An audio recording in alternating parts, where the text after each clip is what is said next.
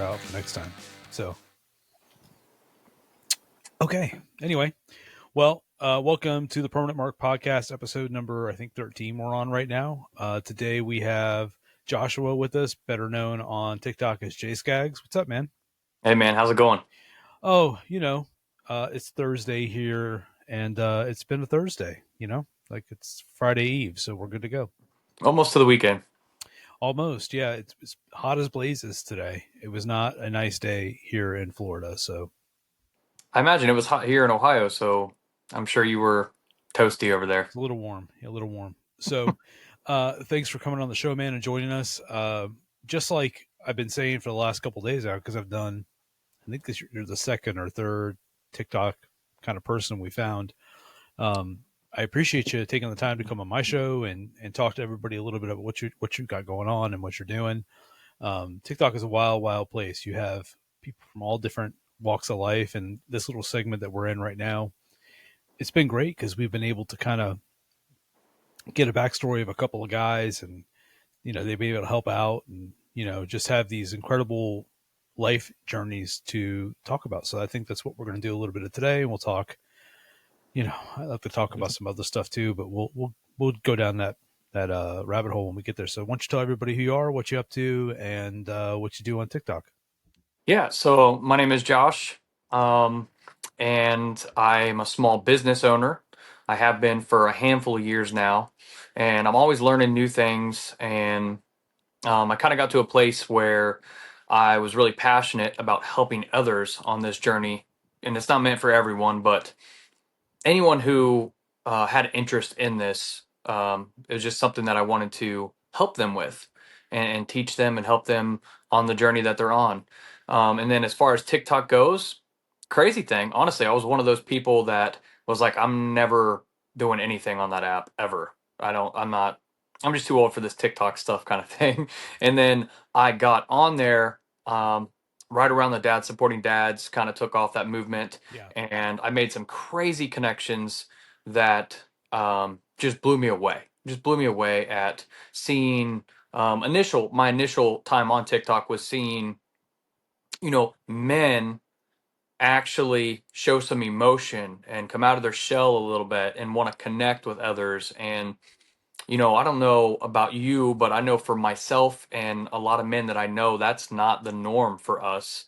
We kind of like to keep to ourselves, and we don't need any help. We don't need anything. And to see that um, was incredible to me. And so I made some really good connections. And from then on, the rest is kind of history. I maintained those connections and friendships, and a few of them off the app as well. So it's like the real deal. It's not just on the platform. We talk about life, we talk about business, we talk about all sorts of stuff, kids, everything. So that's kind of how it started. And then now I just do everything that I can to. I have a lot of my. If you want to say niche, my niche would probably be more like the entrepreneurship, self-employment kind of niche, Sure. mixed with a little bit of silly and goofiness because life's just too serious sometimes, and I'm all about trying to make people laugh and smile. So that's kind of how that got rolling, and then obviously there's a lot more to it with conference and things. Talk about that whenever, but Yeah. that's kind of how that got started and got going. Cool. I'm going to have you scooch just a little bit because you're kind of off center on camera. Yeah, yeah, yeah. So Okay. that direction, even more. That's more better because it was like I was talking to half your face. I felt like we were in a bad Batman movie. Like it's just a little bit of Two I can Face come away. closer too. No, that's Yeah, you let perfect. me know. My phone being all sideways is. I know it's throwing you off. Yeah, just look Yeah, at never done. yourself. Look I at know. yourself. Yeah, man, it's great. So like when we started our show, and if you've seen our show out there, great. You're going to hear the story again. I started my show, and I'm like, I'm not. I'm too old. I'm 41 to TikTok. I'm just too old. There's no way. I don't know. I don't give a crap about trends. I don't care about music. You're certainly not going to catch me up there dancing. And then I pretty quickly found out that TikTok is the best way to get people that don't know you to view your content. And for what we're doing, I didn't even know about the dad supporting dads. I never got involved with that. I wasn't like again, I'm not looking at trends when I'm making stuff, Right. And uh, we probably about a month and a half, I went pretty, pretty much into it with the idea that I'm going to find my audience, which we did. We had, a couple hundred followers here or there. And then about maybe 3 weeks ago, I was like, hey, I took a break. So not only is TikTok amazing for connections, like you said, making friends with people you don't know from, I've met all kinds of people in the last couple of weeks, really going after it, and, but TikTok is also full of not real people. I think they're complete and Oh total yeah. robot accounts. And, the goal of our show was never the show, not TikTok necessarily. The show was to provide a place where people can come and tell their stories so other people can hear those stories and heal. And when you post videos, even if it's about that, what I found on TikTok is people insert their own narrative to what you're saying, which frankly led me down this path of like being overly political, which I don't ever want to do. Like, I think it's a classic thing, but politics and religion, you're not probably going to change somebody's mind on a 30-second or 1 minute TikTok clip. But the problem is you get sucked in, so you can't support a candidate, you can't do this, you can't say one thing, you can't do that, you can't yada yada yada, and then you wind up, the algorithm for TikTok just inserts more and more of the people, even if you don't interact with them, because we know it's about engagement.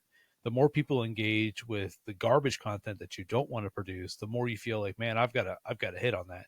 And I got sucked into that, where I was making videos that I didn't really, I was passionate about doing it, but didn't really want that to be the identity of the show. So I took a break. I took a break for about 2.5 months, and I'm like, I'm going to reset, get a regroup. I'm going to find some new recording studio space and all this other stuff. And I came back, and it's been like gasoline on a fire, because I started really thinking about what kind of audience do I want to drive in. And I got to meet you two Yeah. weeks ago now on Chris's Dad Famous's channel, and I shot you a message, and here we are. If you had asked me a month and a half ago if I would be interviewing people not in my building, I would have been like, no, that's silly. There's not a good enough space to do that. I tell you, I was so wrong, because this is Oh yeah. great. You know? And it seems like we've known each other longer than 2 weeks Yeah, when we've absolutely. spoken, and we've only spoken a couple of times. It's just wild how that works. Well, you get like, there's like 12 buckets of people, in my opinion. In my life, I've been in sales and worked with people a very long time, and I've trained hundreds of people on everything under the planet. And I found, at one time I had it written down, but I can't really, remember it because I'm old.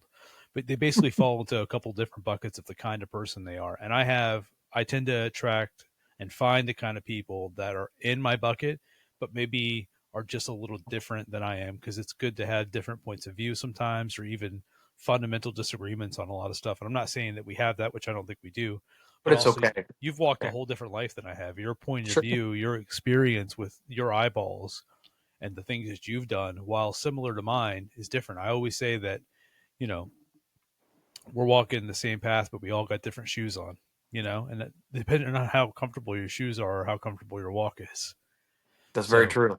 so that's a lot of stuff we'll dive into today, like we typically do with our clients. Clients, God, it's been I've had clients all day, and then I have another client, and I'm anybody that's out there that sees this, I can help you produce your show from anywhere on the planet. Hit me up, shoot me a message. We actually have a production company now too, so I'm going to shamelessly plug myself for a moment. If you see my podcast or see my clips, or you see anything here, we can produce your show wherever you're at. Takes a couple of clicks of a computer, and we're good to go. So anyway, Yeah, let them know, man. shameless plug. And then don't forget to grab your merch. God is greater than ups and downs. Amen. Praise God. But yeah, we're going to talk a little bit about your history, and growing up where you did, and the things that you've experienced, and that kind of thing. Did I buy from your? Did you? Did I buy from you as an affiliate? So I'm not cool enough to be an affiliate yet. I have Oh, you're getting friends. close. Because I have that shirt. I think that's why I was asking. Yeah, no, I have friends that that are producers of these things. Is his label on this one? Yeah, my Oh buddy. yeah, okay. Yeah, It's a different one. Okay. yeah, my buddy Matt owns United Warrior. We talk all the time. He's a great dude. He does the Only Dad shirts and stuff like that too. Yeah. He makes phenomenal quality products, and I just kind of help push the stuff along sometimes. So it's not a big deal. Yeah, Uh, he's got good great products. Oh yeah, and then if you haven't seen it, you can go back, you scroll down on TikTok here, and you'll see the interview that we did with him. He's just, in addition to being a great, uh, partner for stuff like this, he's just a great human being. He supports United, he supports the Wounded Warrior Project, and he is a veteran himself, and he really hit home, in my opinion. He spoke directly to the veterans on our show. It's like he literally said, "You are not alone. If you have whatever you think you're dealing with, 100% guarantee that somebody else is going through the exact same thing. Don't be alone. Don't choose to make your life more difficult than it has to be, because those guys, especially these post 9/11 guys, man, Oh yeah, tough. It's been I tough. saw I saw some of that. Yeah, awesome guy. I Yeah, saw some of that. he's just the greatest dude. So let's talk a little bit about a young Josh. Like, so you're in Ohio, which sorry, I don't know whether way to say it. I mean, that's I'm not going to bust on you too bad, but if I had to pick top 10 places, I would probably never actually stay for more than 2 days. Any place in Oh, Ohio is going to be it. Okay. You guys are nice, fair friendly enough. people Fair and enough. stuff like that. Weather. It's the weather. Honestly, yeah. Like the conference, I don't, it's spring for you guys there, but it's definitely not spring. It's still going to be cold. So we'll talk about that. You know, It's very possible. Yeah. yeah. So tell me, I know you've been in the service industry for a while. You've had a couple of successful businesses. Did that start when you were you like me? I was a kid, like with my best friend. In fact, Mark, who is our actual, I call him on hiatus co-host. He's been very busy with his real life and real job lately. He's not been able to come on with us, but he and I, when we were about 8, started our own like lawn service. We'd go and rake people's yards. It's like a picture of us, and it's like we're raking my neighbor's yard, and he's giving us $5. Was that kind of did you always have that entrepreneurial, I guess I said that word completely wrong. Did you always have that spirit in you when you were from a young age, or was it something you developed over Yeah. time? Yeah. I've always had that mindset. But as a kid and a teenager, I had that mindset. Now I lost that mindset as an adult, realizing I have to get a job. Yeah, I have to work my way up in a company. College was not for me. same. um, which a lot of entrepreneurs and people that kind of do their own thing, we're just a little different. I was definitely like a C student, We're in and that bucket. We're in that bucket. we're in that bucket, Yeah, yeah. So I got a job and worked there for years, and in the back of my mind the whole time, thinking, what could I do? How could I just something, anything? I would listen to um, a variety of different people. Um, speak, audiobooks, all this stuff, but it just never really clicked. And then at some point, and it was only like 5 years ago, around that COVID time frame, yeah. and I wasn't laid off or anything during that time frame. I was able to work from home for my job. I'd actually been promoted multiple times into program management and sales roles from a technician. I was a technician for many years first. Shout out promotions for good guys.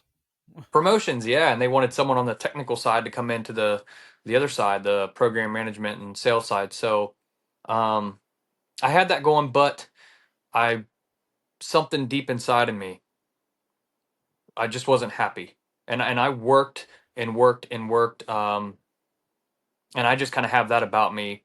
No matter where I'm at, I put in my full effort. So I'm it went really well, and it was a good company. Say that, but deep inside, I knew that I wanted to do something else, and I knew I would be happier if I just Sure. did it. And Yeah. so I kind of went out on I just went for it, and it was a crazy time. It was a crazy time because I really didn't know what I was doing. I have all this information I had been listening to and Yeah. receiving and researching, but at the same time, I just went for it.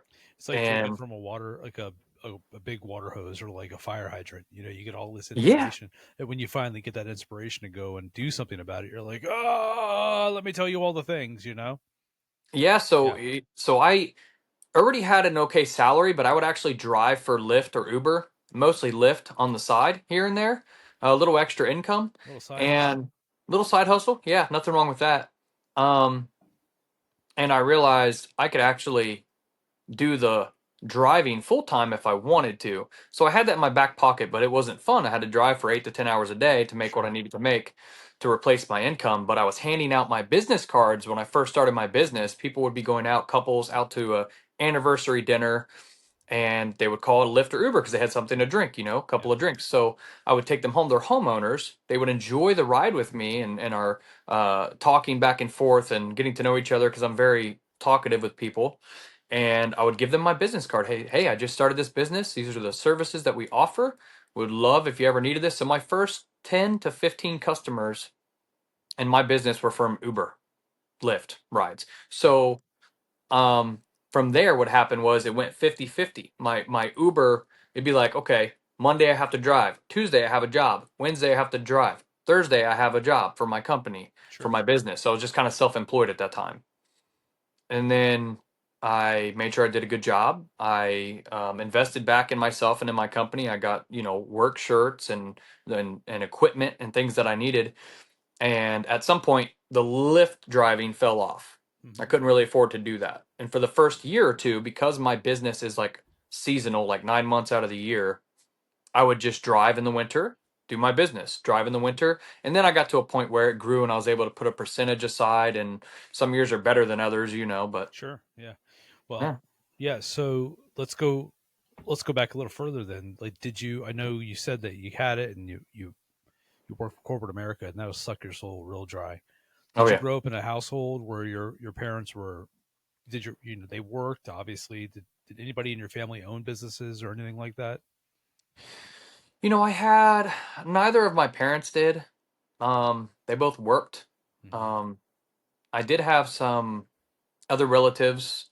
I think an uncle, maybe a couple other people that kind of worked for themselves. And then I had another uncle that I was very close to that kind of got into real estate and that kind Sure. of thing. And so we would talk, and that's a little bit different than owning a business, but it's very similar to the Right, yeah, because self-employment. you're completely and totally dependent on finding your own clients 99.9% of the time. Real estate's That's tough. right. That's right. Real estate requires you to put in a lot of hours. So that doesn't Yes. really free up your time. So that's kind of one of the reasons I never even went into that business. Yeah, no, it's I couldn't. We have, I network every single week. I have a meeting, and our realtor is, even in today's market, especially here in Florida, is still, bless her, selling. She sold like 60 houses this year already, which is crazy. She's just killing it because she's really good at her job. Yeah. But just to be like, people are like, "Oh, I'm a realtor on the side." You're not. You can't be. There's no way you can do it. You have to be very passionate in that Yeah, business and love what you do yeah. to be willing to, once you realize that you have to be available 24/7, Hmm.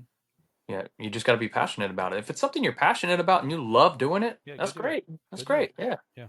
So tell me a little bit about your life outside of work. What do you do, up there in the great tundra? Watch the Bengals and the Buckeyes? Oh man, you guys are gonna have a tough year. The Bengals, Probably. Yeah, we just lost, I know, our quarterback and everything, but old Turf Toe McGee. I know, I know. And it's just like every year this happens.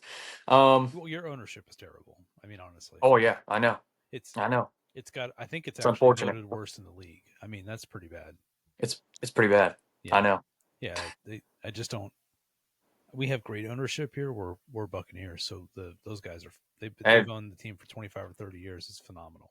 I'm actually a big fan of Baker Mayfield. Even after he planted that flag at OU, I'm still a big fan of his. I think he's a competitor and he's actually very, very good. Well, you know what? It's So, funny because like you talk about it, talk about somebody who's been through a lot, like ups and oh yeah. downs, right? Old Baker has, not to make this a sports show, but we're going to for a minute because this is what happens sometimes. You Yeah. talk about a guy, and he says this openly. He's talked about it many times. Hey, Baker, if you hear this, please come on my show. Um, you know, rock bottom, literal rock bottom. He had problems in his marriage. He was having problems with his friends. He was having problems with problems on top of problems on top of problems. And I don't know if you've seen this clip or not. You may not have because, I think it was just like, I don't know if it was a local guy or whatever, but Okay. he's like, he says he's talking to these guys and it's a podcast and they're talking about how, what made the change. And he's like, when I finally realized that nothing that happens to me is my plan and it's all up to God, that's when my life changed. I said, basically that this is not, I'm not in control anymore, and everything turned around for him. And that's something to be, I mean, being a born again is, you always find, you try to find the positive in everything. I think as it is, it's kind of like you're supposed to. But to Right, hear right. somebody like him get up there and say something like that, and then knowing that, well, it worked because he is top in the leagues as far as basically every statistic there is Yeah, he's since doing amazing. he's been here. He is top five, all of them, which is a guy that was literally on the practice field for, was it the Carolina Panthers as a defensive end because they couldn't do anything with him. So yeah, redemption Hey, and that arc of coming back from being down. There may not. I can't wait to watch the movie they're going to make about him one day because it's going to be a phenomenal movie. and props to Tampa Bay for taking a shot on him. Absolutely. I mean, talk about a shot in the dark, not knowing if it. I mean, I'll tell you my reaction as a fan because we just lost Tom Brady, obviously the goat, which was, Right, right. talk about a wild ass time to be a fan. Oh Right? yeah, Couldn't even go to games. It was that tickets were selling for 5 times the face value. Um, and they signed Baker, and the city's like, man, great. okay, well, this will be a band-aid until we tank for who would have been the pick that next year. Um, it does either way. We're like we're going to get the best pick. We're going to the best Yeah. top quarterback or whatever it is. I think it was whoever is at the Colts now, was it, and he's not even playing because he's hurt. We're all like, oh, we're going to get him, and then, well, maybe Kyle Trash is going to trash. I almost said Kyle Trash. Sorry, he's going to get a shot at playing quarterback, and it's going to be this open competition. And from the moment you saw Baker on the practice field, you're like, that's that dog. And Oh, he he's he something, man. he turned that whole team around. So I He's mean, competitive. we just talked for 5 minutes about Baker Mayfield, by the way. And you got Ibuka from Ohio Uh, State. Abuka is 3 touchdowns, 3 games. He's not racking up the yards yet, but he will. Just saying. What was it? OH, man, he's from us. Yeah, no. Well, they've had, talk about a stable of athletes in the last, what, Oh 5 yeah, years, 6 years. yeah, It's crazy. But Baker's again a story of redemption and coming back from the lowest of low. I think we've all been there at some point. You yeah, know, uh, I gotta imagine that transition from working corporate America. I'll tell you my experience with it. It was, I thought at the time I was doing the best I could for my family and for myself. And then you realize that that's not necessarily the case. And much like you, I don't know if you did. I had a hard transition getting out of it. It was a big deal because it's not always about money, but sometimes it is, you know, oh yeah, and you go from leaving a 6-figure job to going, and you're going to go, pandemic ruins everything. You're going to go work for somebody else, and that doesn't work because pandemic happens. And then I started one of the, we had, at the time we owned a couple different businesses along the way, and I started a soft wash, pressure wash company for that summer. And not to say we were okay. We made every bit of our investment back and then sold it for a profit. So I'm not going to complain about that. But, that's great. Yeah, we've had now 3 or 4 legitimate businesses that my wife and I have had, and I've never walked away without either making a little money or at least getting back what we invested in it. So tell me about that journey to taking that step to bring it back around, to bring it from yeah, Uber and Lyft, and then handing out your cars. I can love the hustle. First of all, I love the fact that you're like picking up these, I'm going to take this guy, and then I'm going to, oh, here's my card. Which, by the way, when did printing cards become $150? yeah, man. I feel like I paid $50 for like 500 of them And now it's a handful very of years ago. expensive. It's very expensive. Anyway, It's wild. you know, first of all, you're the company that you own, and I know what it is, and you can tell everybody. But Yeah. did you find that there was just because your personality and because you made your cards and because you really took advantage of what the opportunities that were in front of you, which shout out to you. And it's sometimes, how do I say this? It's not always what you're looking for that you find, but it's what comes to you that winds up being prosperous for you. It's never your plan. It's what's put in front of you to take advantage of. And you go from corporate America to driving, which I think we've all done at one point just to make some extra money. And then you turn it into almost a full-time hustle which has got to be dangerous as shit in the winter. By the way, I can't imagine that. I was doing what I had to do, man. But Yeah, yeah, there were days. You know what I mean? yeah. So that transition from I'm going to drive Uber to I'm going to hand out cards. How was that, months or was that weeks of work? Because I Yeah, think it's a people great get question. confused. People get Yeah, confused because so often we associate having our own business, having your own podcast, having your own whatever, having this, having that as an easy path to get to where you are. Sometimes it can be easy. Don't get me wrong. Sometimes you just get popped opportunities that you never saw coming. But typically speaking, it's a little bit of a hustle before you even make any money, right? yeah. You have to want it and really put in the work. And I tell people that like, so it's kind of contradicting in a way because Well, I think contradicting it's is good. Is good. Makes for a good show. I think it's easier than people think. I do Oh, think that. I hot think it's take. easier than people think. That's a hot take. Um, but you still have to put in the work. But you're already putting in the work at your job. Yeah. But for some reason, like putting in the work on our own, and there's more risk, and and I tell people this, and then I'll get into that Uber thing too. But I'll tell Yeah, people, absolutely. We got all night, buddy. We got all night. yeah, if you if you take a risk and you start to do something you're passionate about and that you feel like could replace your pay, maybe make more, and it fails, your worst case scenario at that point is everyone else's norm. You go back to work. Yeah. You have to get a job. And yeah, maybe if you leave on good terms, maybe you go back there or a different job, whatever it may be. But if you don't take that risk, you'll just never even know. So if there's anything in your mind saying, I got to get out of this, I'm miserable at my job, I pull too many hours for not enough pay, there's got to be a better way. I'd even take a pay cut if I could be home more or whatever it may be. But if you never even take that risk or try, So when I got going with it, I was driving Lyft, and I did leave a six-figure job. It was a good job. And crazy part about that later that I'll explain. Um, but I left, and I knew that if I didn't just force myself, and this is not the way that I recommend to do it. Yeah, I recommend you keep your job right and then start pursuing something on the side. But instead of Agreed. just yes, Yeah, instead of don't rip that band-aid off. It's very no, you scary. have to have It's money. very scary. It's very scary. I did know that I had the lift in my back pocket and I could make that work. Sure. But nonetheless, because people think like, oh yeah, it's a good side hustle. I've made more in a week than I did at my six-figure job on Lyft. But not every So week.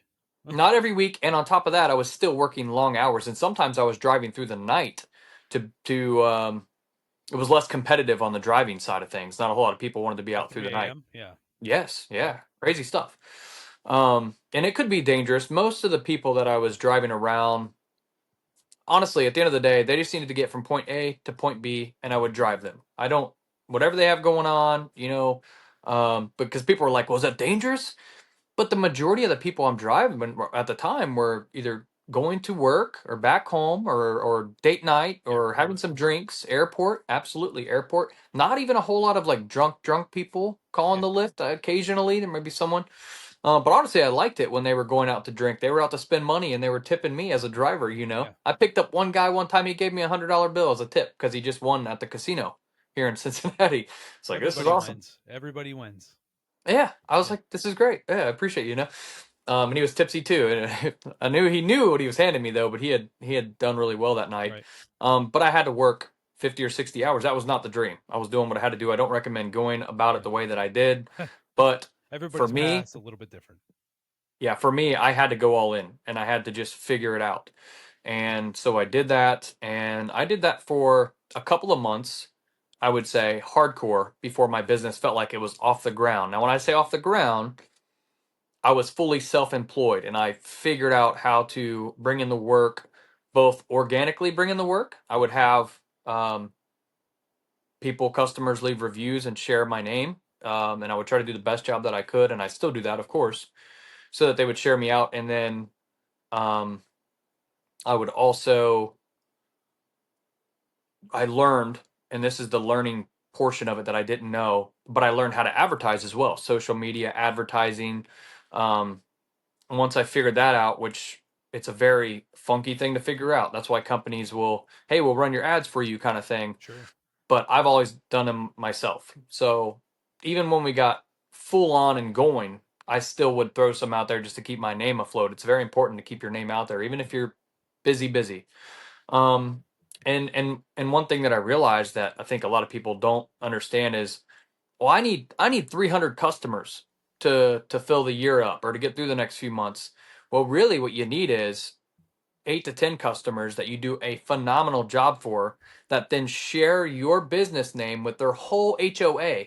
And now you're in front of those thousands of eyes. Right. So, it's Well, that part isn't really that hard to do that. And I didn't know that initially. There was a lot of learning curves. And that's why I want to help people sure. to avoid some of that and say, this is what I did that worked. This is what I do to this day that worked. This is what didn't work. And so some of that information you can't get on YouTube. You can No. hear people say, like me, hey, start a business. It's easy, or, put in the work and you can get there. And people are like, okay, guy, there's more to it than that. And that's kind of why I want to help people on that end. What's funny because like when we talked last week, I told you how I wound up here, which I would have never imagined. There's a bunch of things that have happened in my life that I would have if I would have not been able to call. Like there's a bunch of things, and I think we all have similar kind of experience. But I worked in some variety of corporate America for 20 plus years of my life. I started working when I was about 16, and I worked for AT&T, and I worked for Singular, and I worked for all those guys. I never worked for, was it Nextel at the time that had the chirp? I never worked there because it was Okay. like the hardest job to get. It was like the hardest one. Anyway, I did all that, and then as you mature and you get older, and I get married, and we have kids, and life changes, and you change jobs because you want to do X, Y, and Z, and then you wind up with my last stint in corporate America was working for a large Fortune 500 company. I'm not going to name the name, but I was in addition to being a store manager for them in West Shore, which is a very hopping part of Tampa. I was doing some regional training for them on their management program. So the people would come to me, they'd learn how to manage their store, and we would do trainings and stuff like this. And in the midst of this, my store was constantly exceeding goal. So like I'm getting paid to do both things, right? Run a store, exceed goal, and then train, right? Great. Fast tracking to be the next, regional trainer, which is what I wanted at the time. And then my wife it gets pregnant with what's now our daughter, and it was like, okay, we already have two kids at home, and now we have a third on the way, and it's like that was the first time I ever really thought about like what are my kids going to remember? Are they going to remember dad worked really hard for somebody else for some other company where you're just a person, or are they going to remember if he decides to go out and try to make something and do something different? And then I got out of corporate America, and it was scary because partially because I wanted to be home with my family, partially because sales are sales and they constantly put your goal to an unachievable level until you fail, which is I'm not going to lie, 100% what happened. Yeah. And I left and I went to go work inside of a building, and I couldn't do that either. And then the pandemic happened. And like I said, I started that soft wash company with my friend Mark, who's also, like I said, a part time podcaster here with me. And we did we did goodish. We did okay enough to like not die during the pandemic. Yeah. Yeah. Um, but it's funny how a lot of people that I've talked to, COVID just changed their whole life plan. And if I had never left corporate America and got into being outside, which I love Florida. Okay, I'm not Florida man. I'm Florida guy because I don't love the beach. I love everything else but the beach. Honestly, I hate getting sand all over me. Um, but I love being outside, and I fell in love doing it when I had my own company. It's just this, unless you can scale that, you're not really making a whole lot of money, right? Unless you can Right. scale a soft wash company and have employees, and the challenge is finding employees who care about you as much as you do. That is a Um, hard thing to do. yeah. So anyway, I went back to a different companies, and now what I do, I'm still outside, and I get to work in the company I work for is beyond gracious with everything. It's great. So I'm able to pursue my dream, which is to have the show and to have my own production company and also have be gainfully employed, which is hard to say anymore, you know? So I guess I say all that to say, don't even let my advice would be like, don't let people, first of all, don't ever discount yourself. And second of all, if you could find somebody who you work for that still allows you to be who you are at work and also come home and do what you want, you've got it made, you know? Very rare. That's very rare. Yeah. Yeah. No, That's a great thing. it's like the goose that lays the golden egg. You know, you get the best of both worlds. And Yeah. from what I hear, you're pretty busy, right? You stay pretty busy with your actual regular job, your actual regular company, right? Yeah, we're very busy. Yeah. Yeah. Yeah, we stay busy. Yeah. Well, and you know, being in home services, it's always something somebody needs, whatever it is. You know, you could work for a company that does fencing or does any of that blue collar work, man. If you have the skills to go and do it, man, there's always somebody that's going to be out there that may want your set of skills to, you know, because they like you better, or like you said, you got all your you started your business by starting your business out of an Uber. I mean, that's Yeah. got to be I bet exceedingly rare, you know. Yeah, it's different. I I just did what I had to do, and at the time when I became self-employed, put Yeah, it that way, starting the business, I was very eager, very motivated, very determined, and nothing was going to stop it. yeah, And I kept that mindset the whole time. And when there are people, and I've dealt with this, it's a very real thing. When we have self-limiting beliefs right. that will keep us from ever even trying anything because we just don't believe in ourselves. I mean, some people, even at their jobs, they're like, I'm not I'm not good at this, or this isn't Yeah, for me, or whatever. going You through the know, so motions. Yeah, yeah, the self-limiting belief stuff, once I got past that, because I dealt with that too, I was all in. I just knew it was gonna happen. It was just yeah, a matter of time.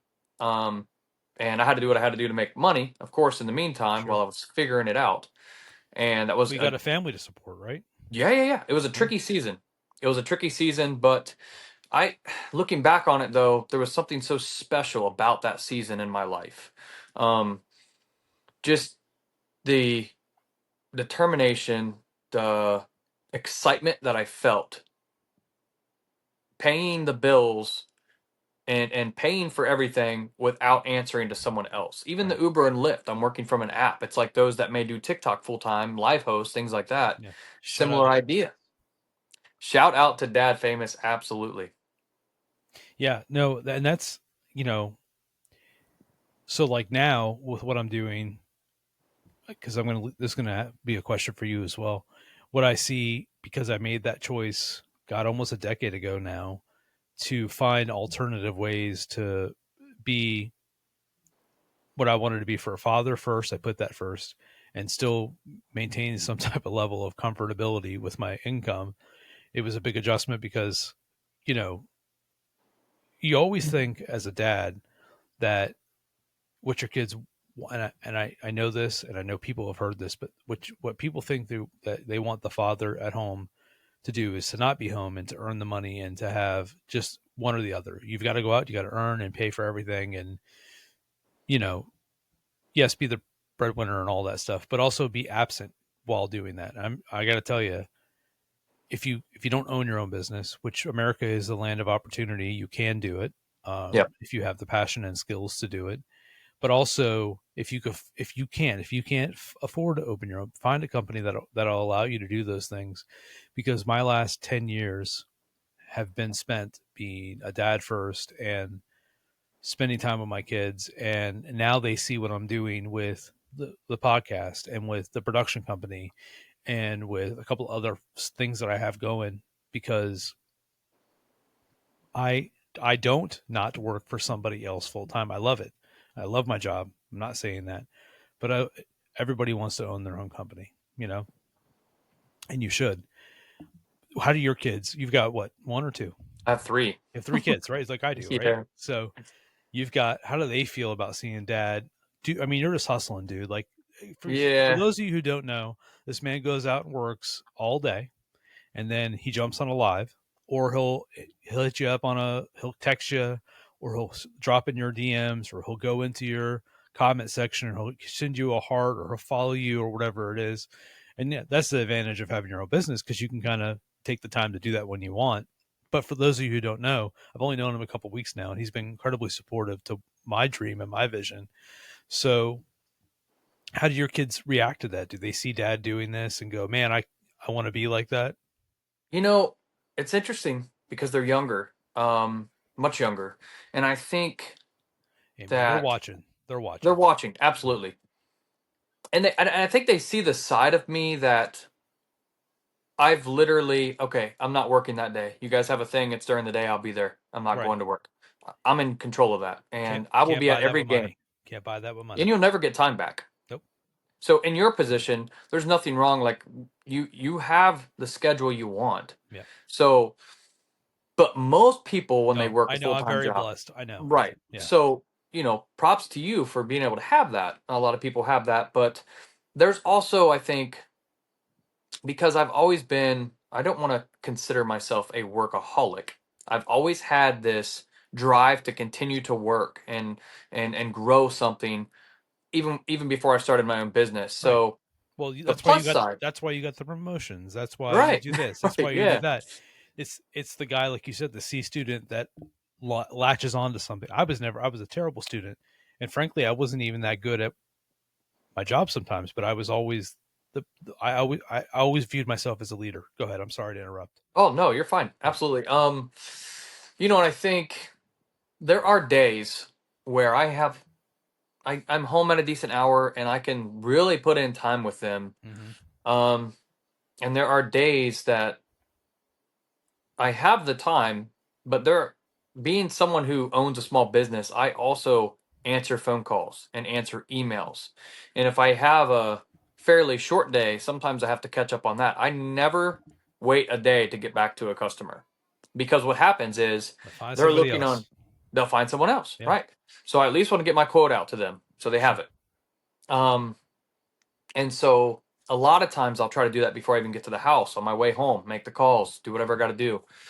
But work sometimes it can be there are those days where I'm putting in the work. And I think they understand that I'm doing it for me though. I'm doing it for us. Right. And there's been days where it's like, hey, I have this repeat customer. I have a 9-year-old son and I know this customer and they're very friendly with me and I don't do this on a regular basis, but it's like it's a Saturday thing. We're Put him to going to work. wash their house. He's I'll bring 9. him. Put him to work.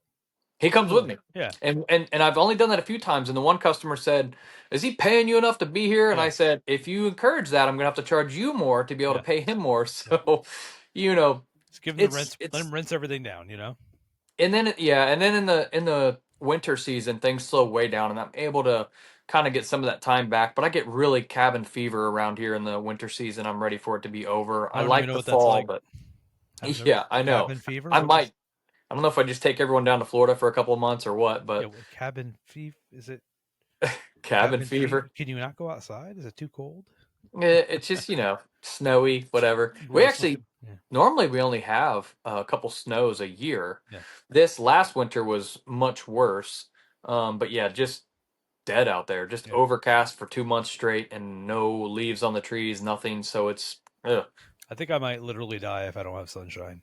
Like I really think that I would curl up into a ball and die. I think that's what Right? would happen. Yeah. It's very Um. depressing. It's Yeah. very depressing at the So time, but I get the time in with them because it's the slow season. So right.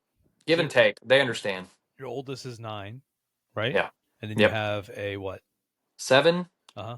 9 and 7 boys and a 3-year-old daughter. Yeah. The It's girls, a fun man. time. The Yeah. girls. Yeah. She's got me wrapped around her finger, man. Oh, since the day she was out, and my Yep. daughter is nothing like my boys. She's probably more like my wife in a couple different ways, but also like my mother-in-law. I can always see a little bit of that coming out too. It's a genetics. I'm not Oh saying it's a yeah. bad thing. Shout out to everybody. Um, but Cover your bases here. she shares no um, habits with me whatsoever. Unlike my boys, who share all of my bad habits. They every and you may attest to this. And as your my oldest son is 17. Tomorrow is his birthday. He'll be Oh 17. wow, okay. I know it's crazy. I know I'm old. Time flies by though. You can attest to that. Yeah, 100%. And uh, he's a great kid. I say this every time that I can. I praise him because the worst problem that he has is he loves video games, and that Mm. occupies too much of his time. But at least I know where he is. You know, um, There's worse things there for sure. is. Yeah, for sure. And have him getting older now, he's becoming more like an adult. But really, just having that relationship with my kids that I've been able to foster over these years has changed my life exponentially. And um, my daughter sharing all these abnormal characteristics to me, even I think it might be a genetic thing because you know the minute you have a girl, everything about the way you view being a parent changes, in my opinion. Absolutely. It's completely different. Yeah. Yeah, unlike the boys, I can yell at them. I can raise my voice, and they're boys. They could take it. They're pretty tough. Oh yeah. My daughter, the minute she even thinks that I'm, you know, raising my voice, which we don't. I don't. I'm not.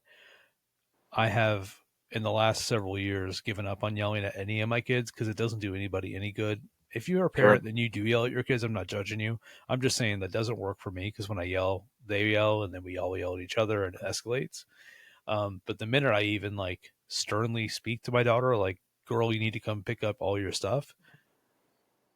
Why Oh yeah. stomps her feet? Why are you yelling at me? It's like, oh, didn't realize I was yelling, So Yeah, yeah, simple just asking you to do a simple thing yeah. Well, calmly. also you as your kids get older, there's something that we try to raise our kids to be strong and independent and even not even take really anything that's unfair from us. And I know that sounds counterintuitive to parenting, but sometimes as parents, we also get overstimulated and frustrated, and we take out the daily day to day stuff on our kids.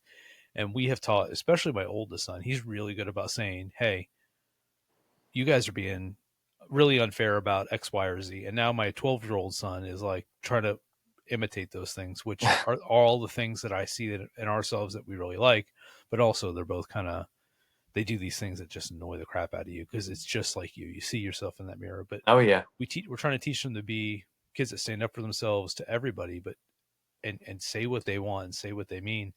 But in today's society, man, has that been? It's a dangerous thing now. You know? It's true. It's true. It's there, and there's no I mean there are manuals to it, if you will, but everyone's different. So even Yeah, when you say like, yelling doesn't work for us, it may kids are work for different. somebody else. They may work it may work for somebody else. Yeah, and I've had that same um it's been the same here for me when I get so frustrated at times and yelling. I just feel bad after yelling, and it's not the right way for me um, with them. But I have one middle child, Oh yeah, it's middle child syndrome. and he doesn't just. And it's like one of those things where it doesn't matter if you take stuff away, if Mm-mm. you sit him down, if you. He's a great kid. Yeah, He really does remind me a lot of myself. yeah, he does. Um, yeah, and it's like, okay, and my father's just my dad, like it was, yeah. Now Yeah. so um it's tricky. Each child is different, and how we go about our parenting is gonna vary for Well, sure. I have deep seated guilt about the parent that I was to our oldest son when he was up until he was about 7 or 8. I mean, I was working so much that I felt burdened by being a parent when I was home, which is probably the Yeah. trigger to why I changed careers and jobs and doing different things and really strategically position myself to be where I am now. Um, but also like I've told the story a couple times on here is like I remember distinctly a day where we were like I was just trying to spend time with him, like come help me wash the car, and he might have been 7 or 8 at the time. So this is going on at least probably 10 years ago, if not more now. And he's washing the car and he's just doing like any other 7-year-old or 8-year-old would be doing, just basically moving the sponge around, not doing anything. And I was mad because we were already behind to go do something. And I'm like, and I carry this regret with me every time I freaking wash the car. I think about it. I looked at him and I said, "Why are you so useless?" And Oh, he walked away. And from that day, he's never helped me wash the car ever again. And I've heard him use that line over and over again when he gets really frustrated, if he feels like something's not happening the way he wants to be, if he thinks like he asks his brother to help him with something, like clean the room, go clean your rooms, because they share a room. yeah. And he'll go, why are you so useless? And I could just hear it in my head. I know I did that to him. I know I did it to him. But in the same token, we have a really good relationship now, but just, it, We've all done. I mean, we've all almost every parent. I mean, surely every parent out there has said something yeah. that they can think about. Oh yeah. And when you hear them repeat it and they echo it, that's the part that really gets me. Yeah, And we try really hard. We're not peaceful parents by any means. We're don't business. Yeah, mess around yeah, and find out. yeah. Um, except for my princess daughter, there's That's a no, completely different story. yeah, it's just not the That's a point. completely different story. I gotta hit the ceiling fan off. 1 second. Okay. Now is a great time to mention our sponsors. Go check out United Warrior Apparel. Check out his stuff. He's got really cool things and things you can buy and stuff you can wear and hats and Only Dad's merch, Only Dad's hats. He's actually got a line of autism awareness hats out right now. So if you're seeing this, go check out UnitedWarriorApparel.com. That's UnitedWarriorApparel.com. And you're back. Making my eyes burn, and I was like, I can't sit through another. Like, if I'm looking emotional, it's not that I'm emotional. It's that thing is. It's okay to be emotional. We already, Yeah. I thought we talked about that already. Oh, it's coming, I'm sure. Yeah. But Oh well, we're gonna work our way up to it. yeah, But yeah, you know, you've got a way to go, and I don't want to say I feel like I'm in the home stretch because I'm not, because my daughter is only 9.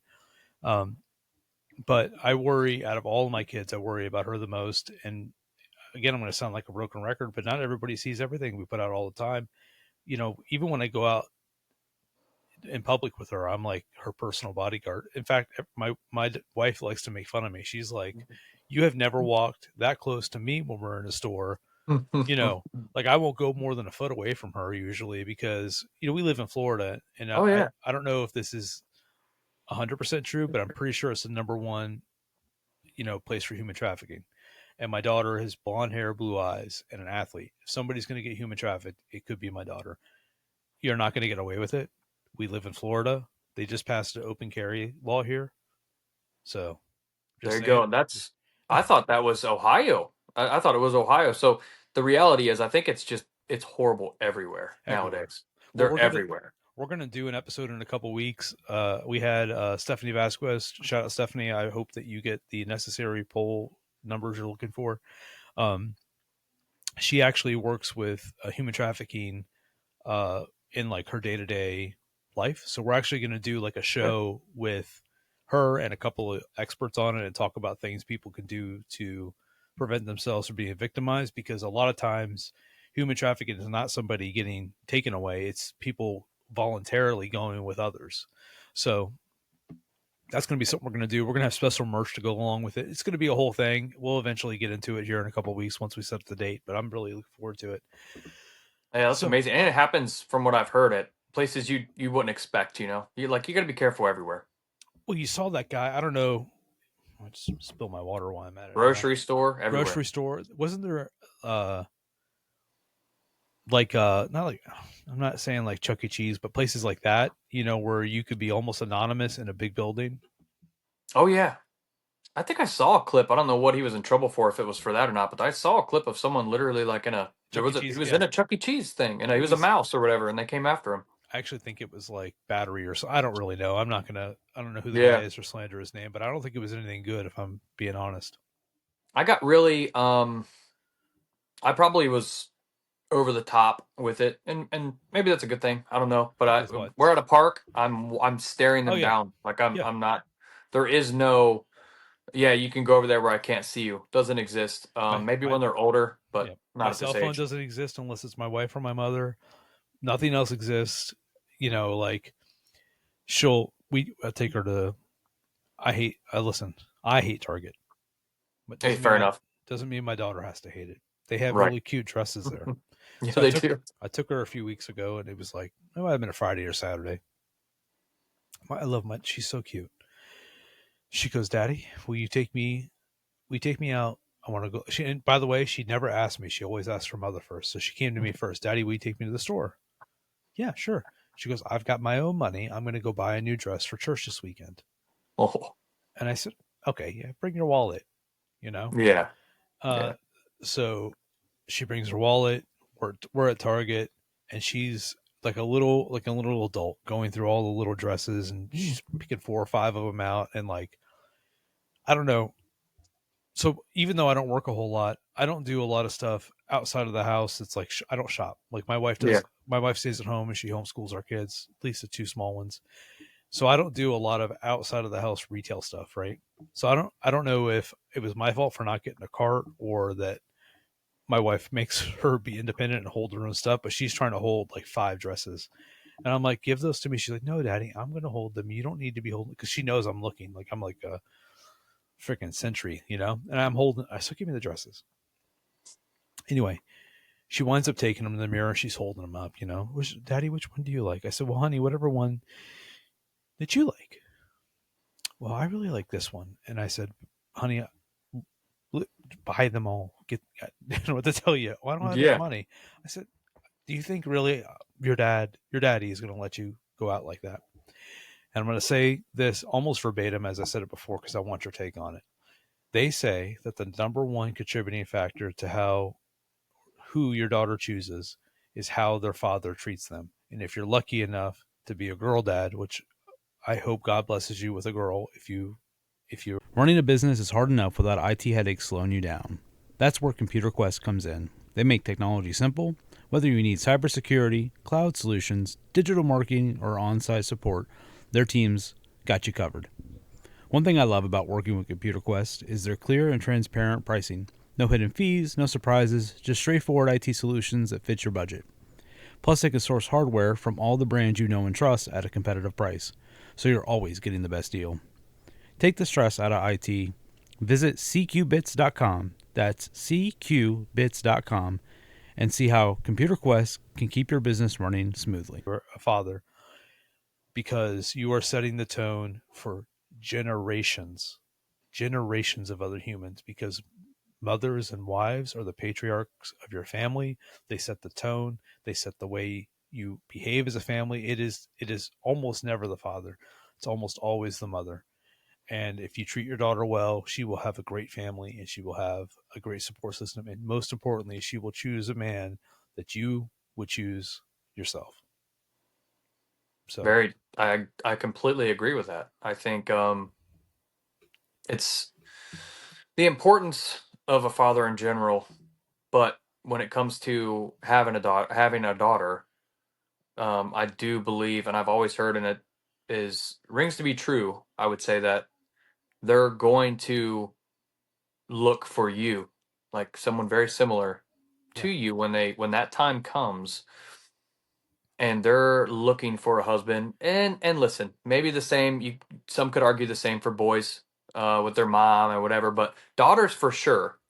I strongly believe are Yeah. looking for that. And look, you're her first love. You're her Mhm. father. Um, You're setting the tone and the example. Honestly, you are. I mean, yeah, and and listen, not to say that you can't not have, a father in your life. I'm not saying there are plenty of young girls out there who oh, don't know their dad, and it may be for honestly for the better. It's also listen. I'm old school. I think it's important that they have a positive male role model, whether that's an uncle or a cousin or a grandfather or somebody that's a positive male influence on them is also very good for a young lady's, confidence. absolutely. Um, but I think it's important. I think, listen, blanket statement, and people are going to either love it or hate it. I think a familial unit is very important. It's important to have parents at home. It's crucial. I'm not saying it's the number one thing, but I'm saying it's pretty crucial. It's important, and I think, like you said, when you talk about that, you may not have had that role model or father, and and depending on the situation, yes, you may be better off. not having that specific person, there. But um, yeah, I think in some cases, right? Well, in several cases, maybe you lost them, they passed away, Mm-hmm. and what are you going to do? Like stuff like that's going to happen. There's so much life just happens, right? But yeah, if you grew up and you didn't have a father, or if you're in that position now, whatever it may be, life isn't, it's not always that, just this perfect thing, even if you do have everyone at home or whatever. But if you are a father and you have children, you have a daughter, like we're talking about specifically, you need to understand your role and how important your role really is Mm-hmm. for them and will become for them as they get older as well. You know what you find is that they're watching even when you don't think they are. They're watching what you're doing or how you're behaving or how you treat. If you're married, I've been married. I will be married 20 years in March. In right around the time of the conference.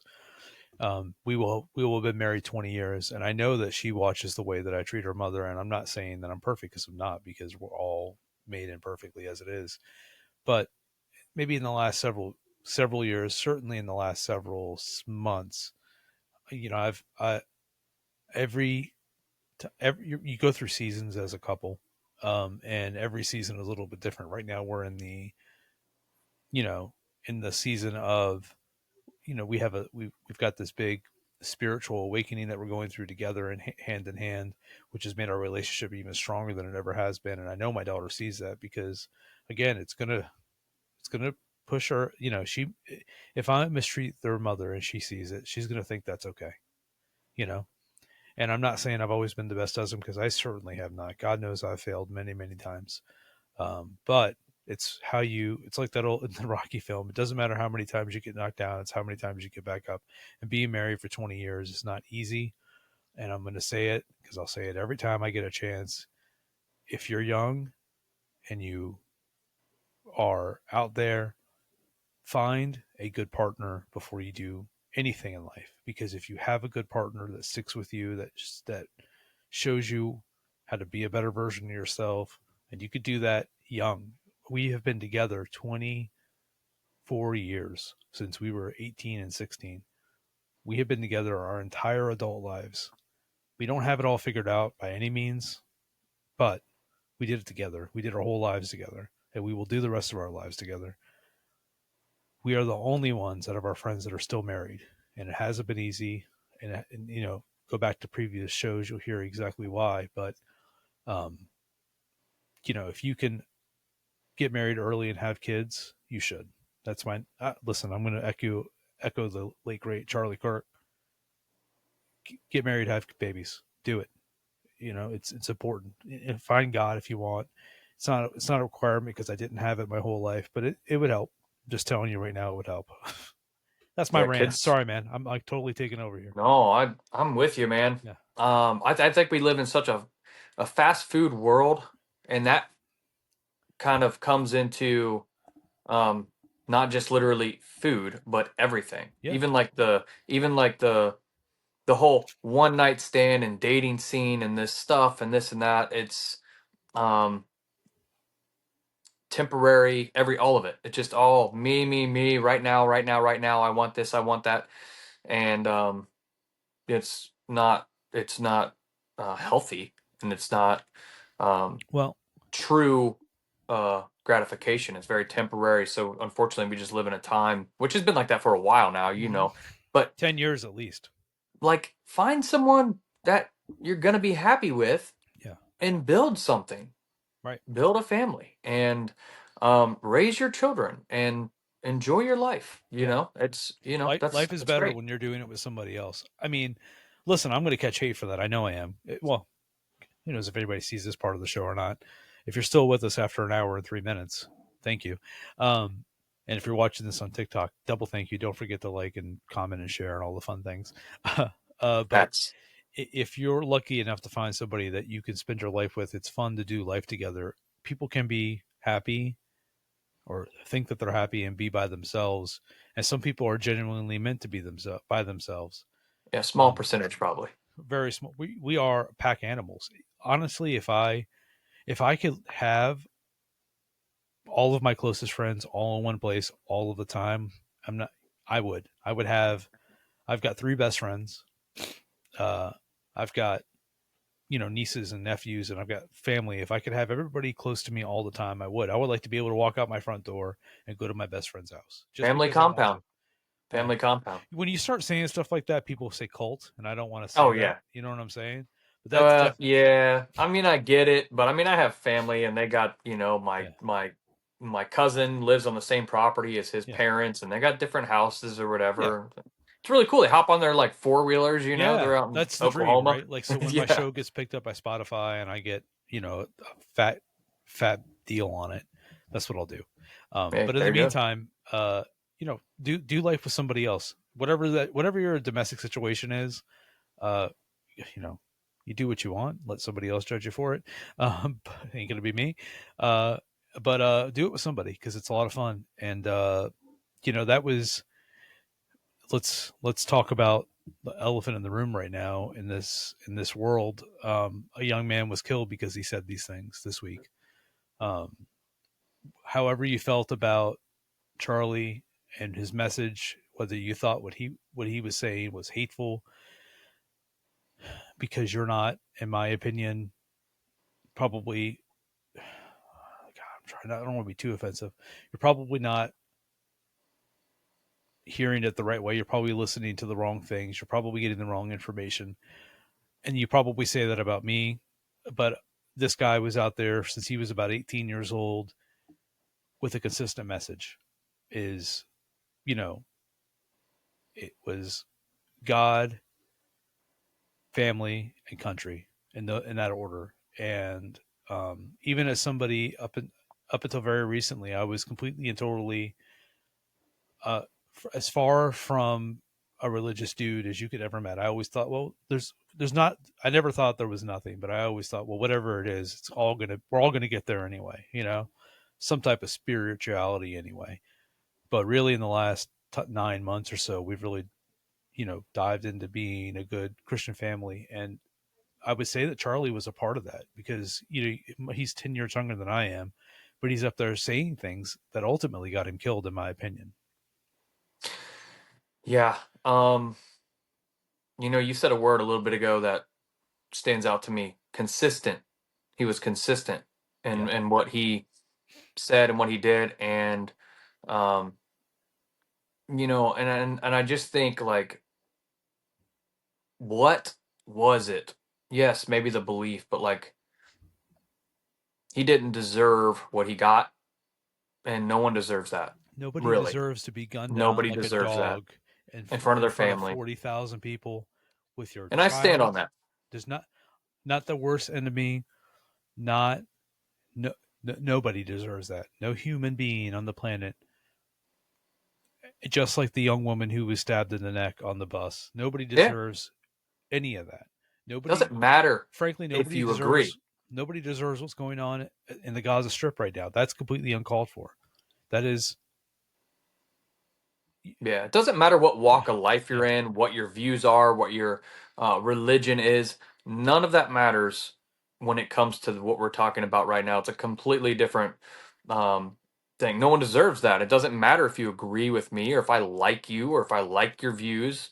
I would never wish that upon anyone, not my worst enemy. That's not. It's uncalled for. It's wrong. It's pure evil, You know what? in my opinion. I So, 100. Listen.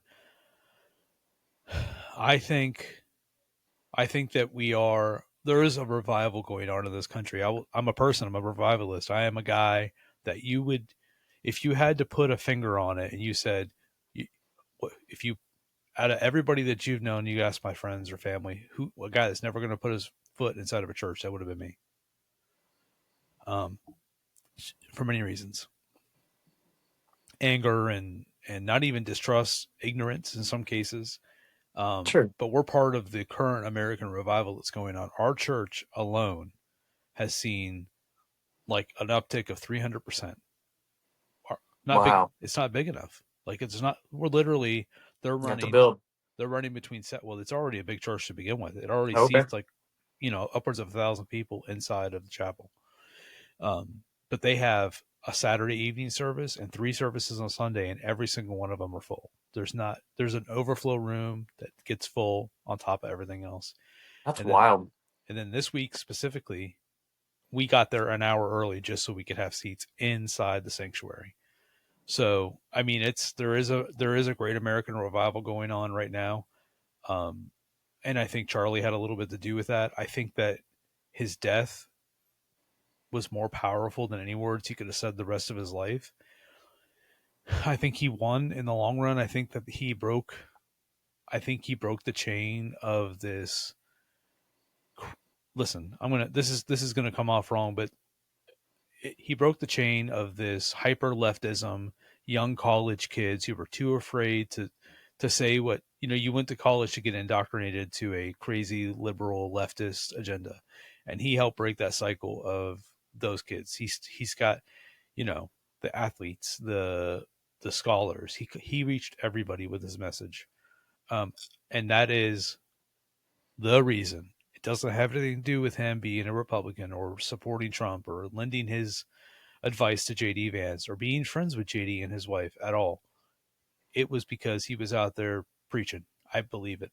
Just like MLK and just like whatever JFK was going to do to fix our country, they got rid of these guys because the establishment, I think, viewed him as a threat. Personally. Going against the grain, man. Going against the grain. And if you've seen videos, what I look at too is agree, disagree with him, whatever it may be.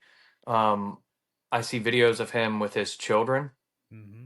How's it not floating break your around. heart? What a great dad he really did seem to be, and I'm sure that he was. He loved his kids. So that if you're a father, like, or a You, mother, really, that's got to hit you. you know what the thing is people are already saying it because the internet is a wicked, disgusting place. It And is. they're like, you don't know what this guy's life was like. He could have been mean to his kids. He could have done X, Y, and Z. You're just judging it based off a clip that you see from Fox and Friends and all this other Mm. stuff. And you may not agreed with his delivery of his message, but if you're even a moderate person in America anymore, which most of us are, I think there's a lot more of this in betweeners than there are extreme right or left anymore. I think a lot of us are coming back to common sense. Yeah, we meet in the middle. I hope so. Yeah. But I'm not down. I don't think that if you're a boy you could be a girl. I don't think if you're a girl you could be a boy. I think that you think that's possible. And I think I put it out, man. I got a lot of heat for it. I put out when Charlie was declared, before he was even declared deceased.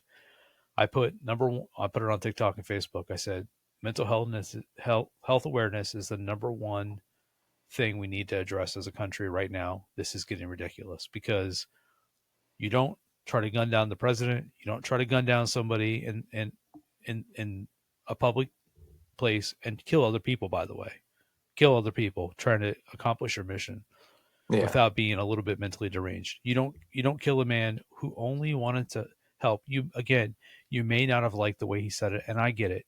People can be abrasive, but we don't kill each other over words. Absolutely not. Yeah, not okay. When we can't have open debate, that's when our country will die. People, if you don't realize that, our country will die if we can't have open, mostly civil. Because, listen, I also put this up. You don't see any cities getting burned down right now. We're not out there rioting. We, as in we, the people who still love this country, who still believe in patriotism, who still believe that we can be saved. And I'm not saying that in a religious way. I'm just saying that our country still has a shot. I absolutely listen. I have a number of people in my life, well, a few that I can think of that we do not agree on several things, and politics included. But we just agreed to disagree, and we're not disowning each other, and it's okay. And sometimes we'll even joke around with each other. My brother and I we have very different views, and we've met in the middle on a lot of it. And our perspective is a little bit different. Yes, we were raised the same, but we were actually both adopted from two different families into one. So we'll touch that up later on, maybe. But whoa, wait, yeah, yep. Both okay. adopted. We're gonna circle back to that one, okay? Yeah, I'm adopted. So I understand, and he at some point, both of us at some point matured enough because we weren't like this. We matured enough to say, listen, I kind of see your perspective. I don't agree with you. We're not like extreme anything. We're just kind of right here, but opposite opinions. And we were able to just say, look, I kind of see where you're coming from. And once one of us took that step, the other one was like, yeah, I understand where you're coming from. Listen, let's not talk about this. Or if we Yeah. do, if we're going to talk about it, let's keep it light, man. And Yeah. we, honestly, we have fun with it. We don't, it doesn't, we're not offended. And life goes on. And at the end of the day, we're family. And that's never going to come between us. And I don't want that to Well, come between anyone, and it really shouldn't. There's just this whole divide and conquer thing that you got going on. I don't want to get involved in that either. Really, just a whole mess. But we really have a lot more in common than we think as people, and we have different perspectives and different backgrounds. Just like the video I had posted a couple weeks ago, that's to be expected. We're not going to see eye to eye on everything. You were born here. I was born here. You were born raised by them. I was raised by them. yeah. You were in your, this school setting. I was in this school setting or whatever it may be. We're going to have different views and opinions, and that's okay. That's okay. But at the end of the day, I think we all want um, the best for others, or most of us, we want the best for others, and we don't agree with killing each other. So, Well, you know, again, it's a nutty, crazy world because we're man. There's just so much bad news. It's just so much negativity, and there's so much for as far left as and take that however you want. Come at me. You know what I'm saying? Not you, but like people. I know what you're saying. Yeah. Yeah. As far cuckoo crazy we've got to where you've got let's just be honest about it a second. You've got I support the LGBTQ community. I think if you are gay, you want to be gay, fine with me. Again, we all live in sin and you're doing it too, and you're going to get judged at the end, just like I am for everything I've ever done. Okay. Um, I'm okay with that. I'm okay with same partners living. I'm okay with all that. What I'm Doesn't not really affect your life. doesn't affect my life. Right. Uh, but when it comes to matters of public decency and things like that, when you have people out dressed like dogs with muzzles on their face, wearing almost no clothes, which we see here in Florida every time there's a pride parade or something like that. It's that God, it. I don't think that's appropriate. I don't care if there's kids there. There was an article a couple of years back where I don't know if it was here in the Tampa Bay area, but it was one of those. It was a pride parade. Actually, I think it might have been in Seattle, if I'm being honest. And there were a bunch of people outspoken against this particular one going on because Seattle had not again. I think it was Seattle, but they had allowed people to come as you are. Essentially, if you didn't want to wear clothes, you didn't have to. So there's a bunch of naked people walking around with kids there. You couldn't do that if it was anywhere else on the planet. Again, that's how crazy we've gotten on the left. The point is that we've also gotten that far conservative on the right where people feel like they can't have unity anymore. And I've been preaching this for months now. Before Charlie was gunned down, I said, guys, we are, and I'm just a little tiny half of a pin drop of a voice. I'm saying we are going too far as a country. There's no right, there's no left, there's no moderate, there's not. We are Americans first, patriots first. What happened to doing that, dude? I got so much crap for that because I don't. There's these guys are getting on TikTok like the day after Charlie dies, and they're going, "I don't want to unify with people like you." I had a comment just like that on my post from a few months ago, and we were talking about. I think I was talking about the escalating tensions in the Middle East or something like that. And I was like, why don't we just get back to where we can agree America is first and it should be, and that we should agree on how to unify. And every comment in there was like, I wouldn't want to unify with somebody like you. You're a Trump supporter. And I'm like, that's what the problem is. People like you, and I said, I don't think, at one point I actually said to whoever it was, I'm like, I don't think you're a real person. I think you're a robot or somebody in another country that's trying to divide us, because everybody that I meet in person, everybody has the same message. When I walk into houses, when I talk to people, even if they're watching the news network that I don't, we all agree that this has gone too far. We have to. Charlie unified us in a way that nobody will ever know. I think that was a rant. Yeah. I'm sorry, I do that. No, you're okay. I think there's a lot there, and I think that most people, especially the ones like you're saying that you're meeting with, it just doesn't matter if your views aren't the same. Like there's a middle ground. Yeah. And we have to find it, and we have to put our pride aside a little bit. But when you're going to be extreme one way or the other. Yeah. Either way, if you're going to go over the top over here and we hate you or whatever, or over the top over here where you can do this, like doesn't, it's just like, listen, there are, like you said, children at some of this stuff, and that's just not, And it's that not goes for both appropriate. sides too. That goes Well, for the yeah, and guys. you said that, which I think is when you're able to say that, people should see that and understand your heart and where you're coming from. It's not about this side, that side, but yes, there's some crazy stuff going on over here that needs to be addressed, and vice versa. What do you know? Both ways, however you want to look at it. But at the end of the day, there's got to be a middle ground, and anyone that is like, no, it's this way or the highway, like they really need to reconsider what they're saying, because that doesn't, we can't be extreme to one side or the other, because it's no good either way you go. Look at that. Listen, I think, 6 months ago I wouldn't have said this, but I'm going to say it now. I think it's the devil at work. I really do. I think he's Spiritual out there. warfare. I'm not saying we're headed for the rapture, the end times are coming, but the revival is happening. And if you believe it, he's getting mad about it. So as much as we push forward with our, I would even consider myself an extreme conservative. I'm not, I'm pretty moderate on a lot of things. And as much as we push forward and the more and more of us that join, the walk with, with God, and, or whatever you want to call it, there's an equal and opposite reaction, and the numbers may not be as great, but the intensity is there. There's like a video, I saw it. I can clip it or post it or whatever. I don't know. I'll figure it out. But it's a lady, and it's been all over the internet. It was yesterday, and she was being very vague, but she was talking about Charlie getting gunned down, and you watch her face, and she's literally transforming. Her face is like, her eyes are starting to bulge out. Her eyebrows are coming up, and she's cackling like a demon. That's the only way I can explain it. And I don't know that I don't not believe in that kind of stuff, because I might sound like a crazy person, but there was definitely something going on with that lady. It was crazy. I don't know.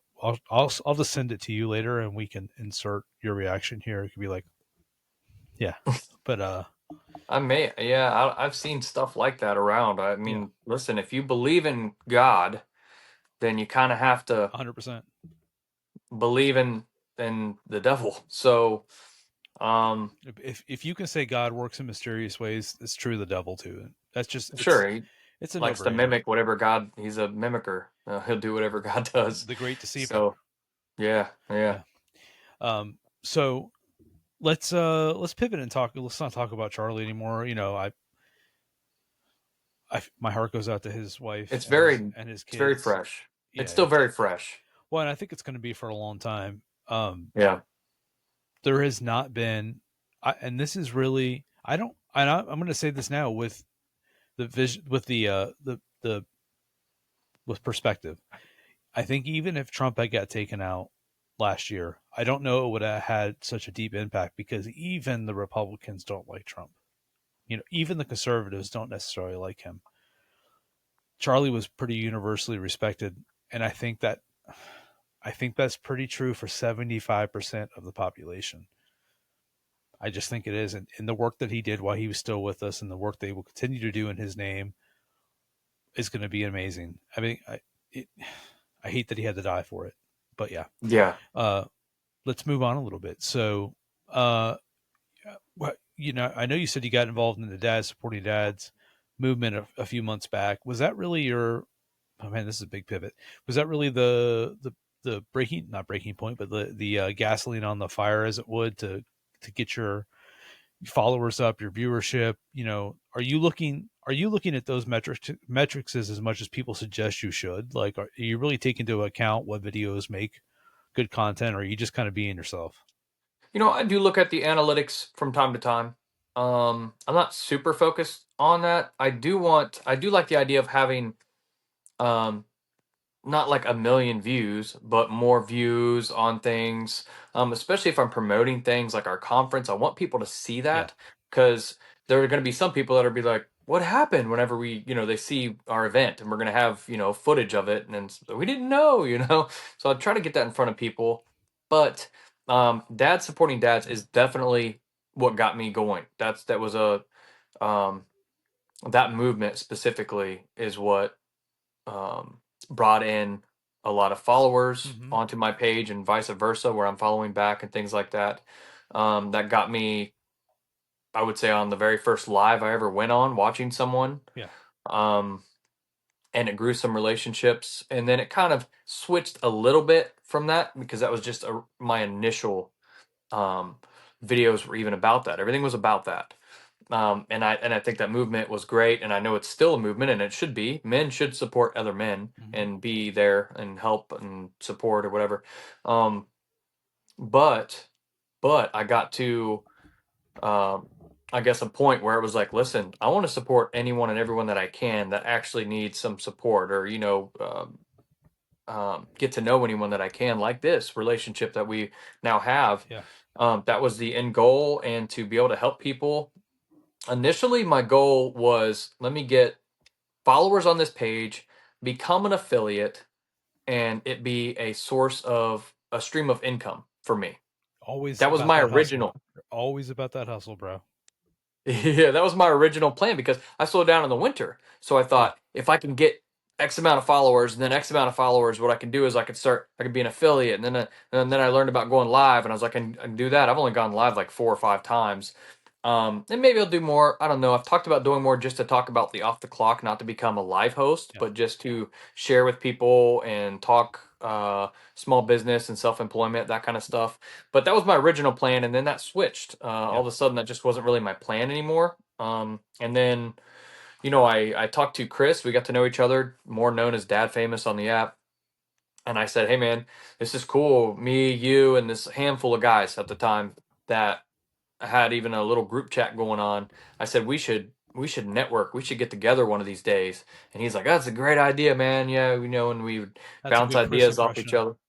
Yeah, great Yeah. idea, man. I can do a donut thing or whatever he does. He's Don't do always the dancing. donut dance. I Chris, can't. I did it on buddy, his live. I but was when you on his see live. this, I don't hate the donut dance, okay? I'm just not a fan. I'm not hating on it, okay, buddy? I'm just saying, if Not we're for gonna me. donut dance, let's do a little better. That's all I'm saying. Oh, did Let's you? make it special. I was actually at his house on his live once. I kind of You were snuck telling in me, when he yeah, knew I was yeah, coming. Yeah, yeah, yeah. Had yeah, to do that donut dance. It was fun. yeah. But Well, yeah, so we had this networking idea, yeah.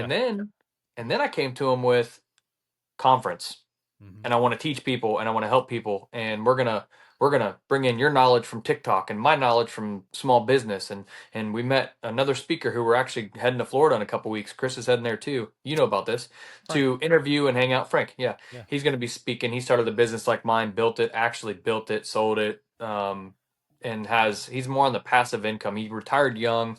All this stuff we dream about. Good So I'm for going to be him. taking And notes he's when he's living in a talking. freaking paradise down here. And he's fishing every day. I just Yeah. get pictures of him Yeah. fishing, and I'm Yeah. like, that must be nice, man. So my thinking was, no, I don't want to put together some course that I can sell to a million people and it be some generic thing. I want you to come, and I want to be right in front of you, and I want to Mhm. share all the knowledge that I can share with you. And then when I'm done sharing it with you, I want to be able to sit down at a table with you, share a meal with you, and you can ask me anything you want if you're interested in becoming self-employed or starting a small business. Anything that I can do that'll save you from some of the hassle that I went through, or any questions you may have. Well, what about the get customer base? What about should I not? Right. Let me tell you everything that, in my opinion, because there's more than one way, excuse me, to go about it. But I'm passionate about helping people. And unfortunately, I actually posted about this earlier. We live in a time where there's so many people, and I call them gurus, right? Where they pull up and look Everybody's all an Andy Elliott. rich. Yeah, hey, I can help you. And so that really bothers me. And I wanted to do something that was legitimate, in person.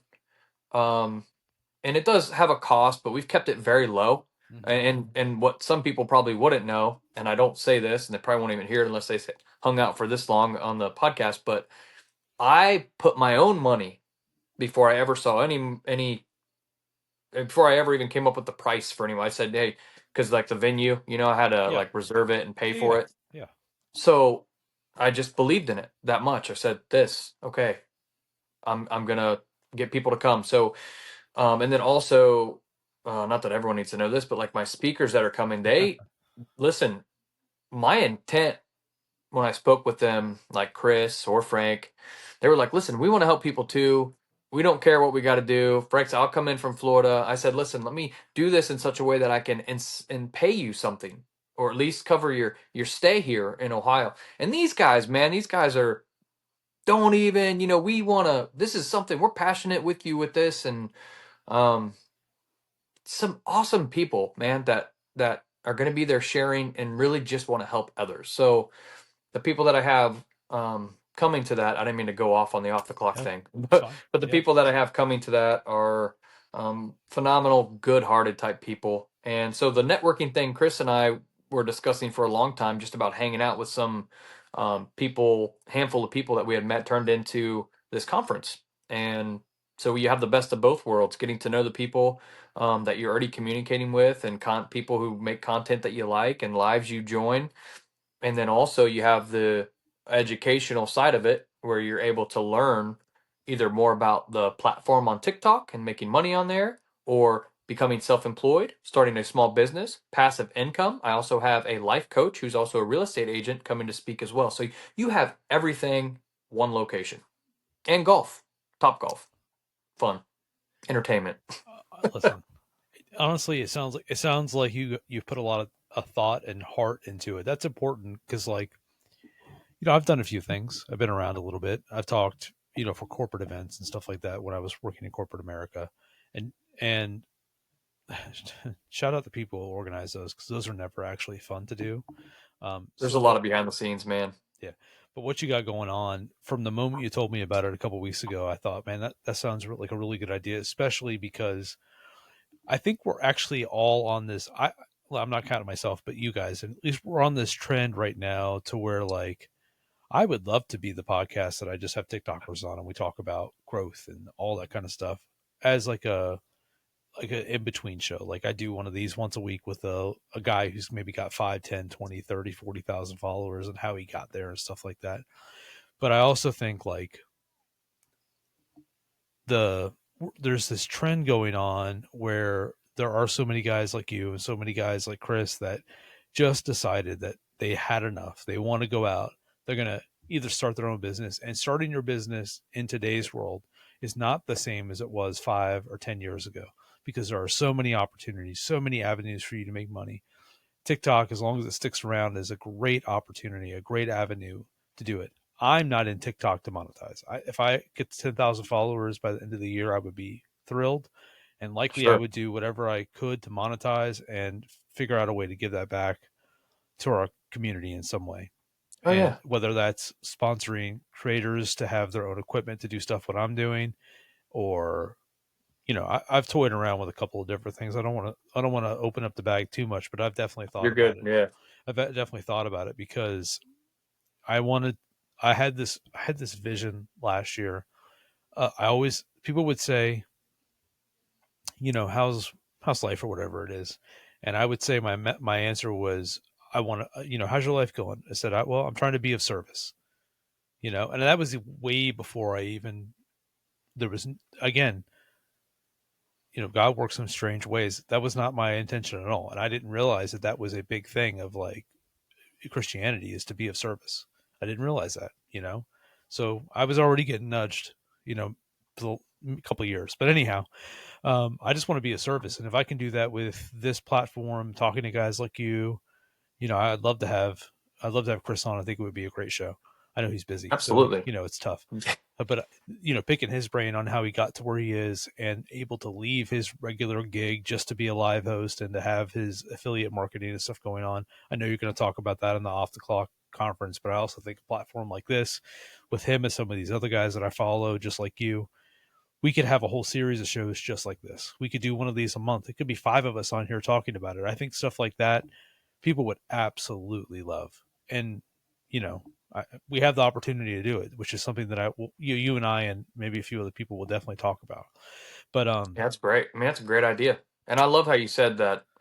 Listen, when you talk about being of service, I told you my initial thinking on the platform was to become an affiliate and it be a source of income. yeah, And then at some point, I did this thing where I became an affiliate and I posted a few products. yeah, And then every week I was making a video saying, if you're an affiliate, comment on yeah. here and I'll buy something. I've been doing that for 2 or 3 months. Every week I buy from someone and I try to make it a different person, and typically someone who's newer to the program, if I Mhm. can, if I see and that's not talking about me Yeah. or anything like that. It's just You felt a calling to do giving is that. better. Yeah. Yeah, giving is just, Yeah. there's something about it, like making someone's day like that. And listen, some of the products that I'm getting are a rather inexpensive product that I can use anyway. Yeah. Right? If we're willing, we can go and buy lunch for $10 or a coffee for $5. If you're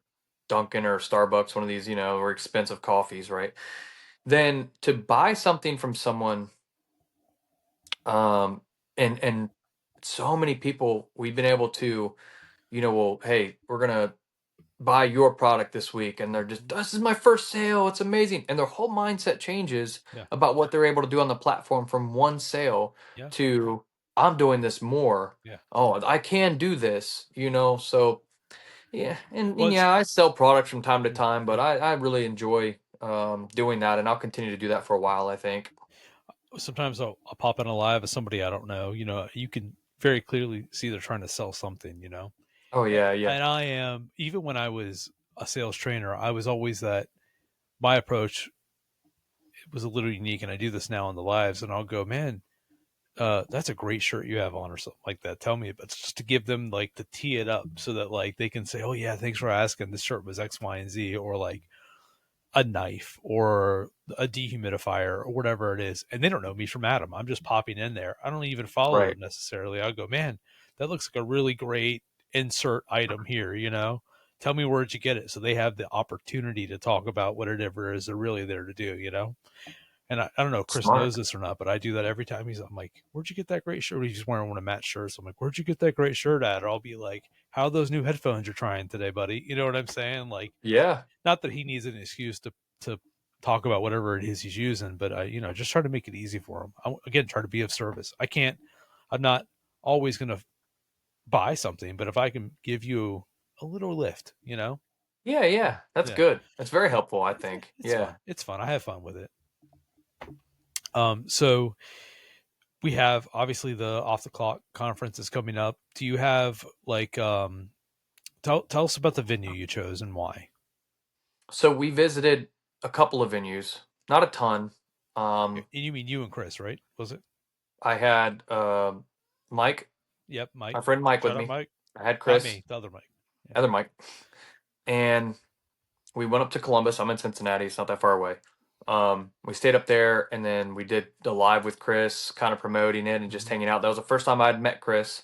Um, Fun fact, I also was on like his very first live Oh wow. that he ever did. Yeah, just like me and him, sent him a couple roses. He's like, "Let's go," Yeah. So he just hyped, and I was like, "Man, I like this guy." Then we started talking. So went up there to look at a couple venues, and the first one we looked at was the Cohatch in Columbus. Actually, I think there's a couple, so I have the exact address. So anyone that's like, "I want to come," here's the address. I make sure that they get the right spot. Um, Listen, it's way larger than it looked like from the outside, although it is very nice from the outside. It's very laid back, not over corporate-y, really laid back. They have a kitchen for us to use for the lunch. There's like a bar, like where you can have like drinks. There's a coffee stand, like a couple of coffee spots. So it's kind of this, I don't even know how to describe it. Super laid back, super cool, very like now, very, man, I want to say the word rad, and that makes me sound like super old, but um, just a really cool spot, not over corporate type deal. Mm. And we looked at another one. It was like, this feels like we're about to have a business meeting, Yeah, you don't want that. not like right. So this Cohatch has a Dave and Buster's right here, Mm-hmm. a ton of restaurants, and it's inside of like, it's basically an outdoor mall. Okay. And then over on this side, the Top Golf, everything's right there. Listen, that's very Florida of them because there's about a dozen places like that around here. Yeah, so it's very nice and it's convenient. Trendy. It's very trendy. It's trendy. Trendy is the right word. That's the right word that I would have been looking I've been for. called a wordsmith before. I don't know that that's true, Hey, but I might have a knack for it. I'm sitting here like it's very. I was gonna interrupt you then, but I didn't want to. I wanted to see if you got there yourself.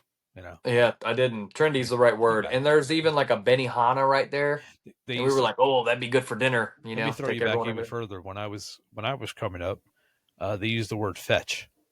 Remember that? Very fetch. That would be also very accurate. Right. Is that when you walked uphill 5 miles both ways to school? Or? No. Fetch was a very late '90s, early 2000s word. I mean, it was. I'm not much younger than you. Fetch, yeah, I know exactly what you're talking about. Yeah, yeah, I remember it. Just giving you a hard time. Yeah, fetch. It was very fetch. Yeah, fetch. But yeah, no, places like that are like they're popping up everywhere. And it's I don't bougie's not the right word, but it's very nice. Yeah, so it's a nice balance. Yeah, it's a nice balance for. And then listen, it's a nice joint. It's a nice joint. Yeah. It's classy. If someone's flying in from out of town, which we have people flying in, it might be me. That might be me. Yeah. So you can take a lift to your hotel and walk, or I mean the Top Golf's kind of over here. Electric scooter. Well, I was gonna say, or carpool with anyone. It's gonna be so cold, dude. You can carpool with anyone, but it's all right there. Everything's right there. Just skim right past the fact that it's not going to be warmer than 60 degrees. Hey, March, yeah, I know. The first week of March, yeah. I love 60s, though. I know you don't, but... How are you going to golf in that? How are you going to hit a ball? Top Golf is it's an indoor. I'm aware. Yeah. But you're hitting the ball out. Yeah. But they have heaters in there. Yeah. No. They have heaters in there. That's not so warm. If it's First of all, you're going to be cold in your extremities. Because if it's obviously is at nighttime, it's after the conference. So see, we're gonna be like, this is great. We just got out of February and it feels great here. Someone like yourself, you're gonna come up here and be like, buddy, I can't handle this. Yeah, that would be me. I won't golf. I'll have to stand there. I will be frozen. My joints that have arthritis will just be frozen in time. Have you been to Top Golf before? Have you ever been to one? Oh, many times. Okay, yeah, because they have like the restaurant and bar on the inside. Yeah, there's 5 of them here. I'm very aware of what they are, and I'm terrible at golf. Now, if we play, so they have Top Golf has games. I don't know if you've seen it. Yeah, I've been there. Yeah. Okay, so they have a Angry Birds game, and I win every time because I don't hit the ball hard, but I can hit it in the right direction.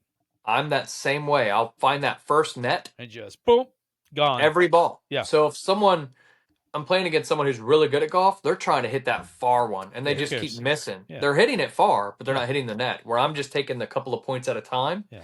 And I win. So I challenged Chris to a duel. I challenged him to. Yeah. Yep. So that's going to be very fun, and we're both going to have a fit for that, I believe. Listen, that's going to make an excellent live.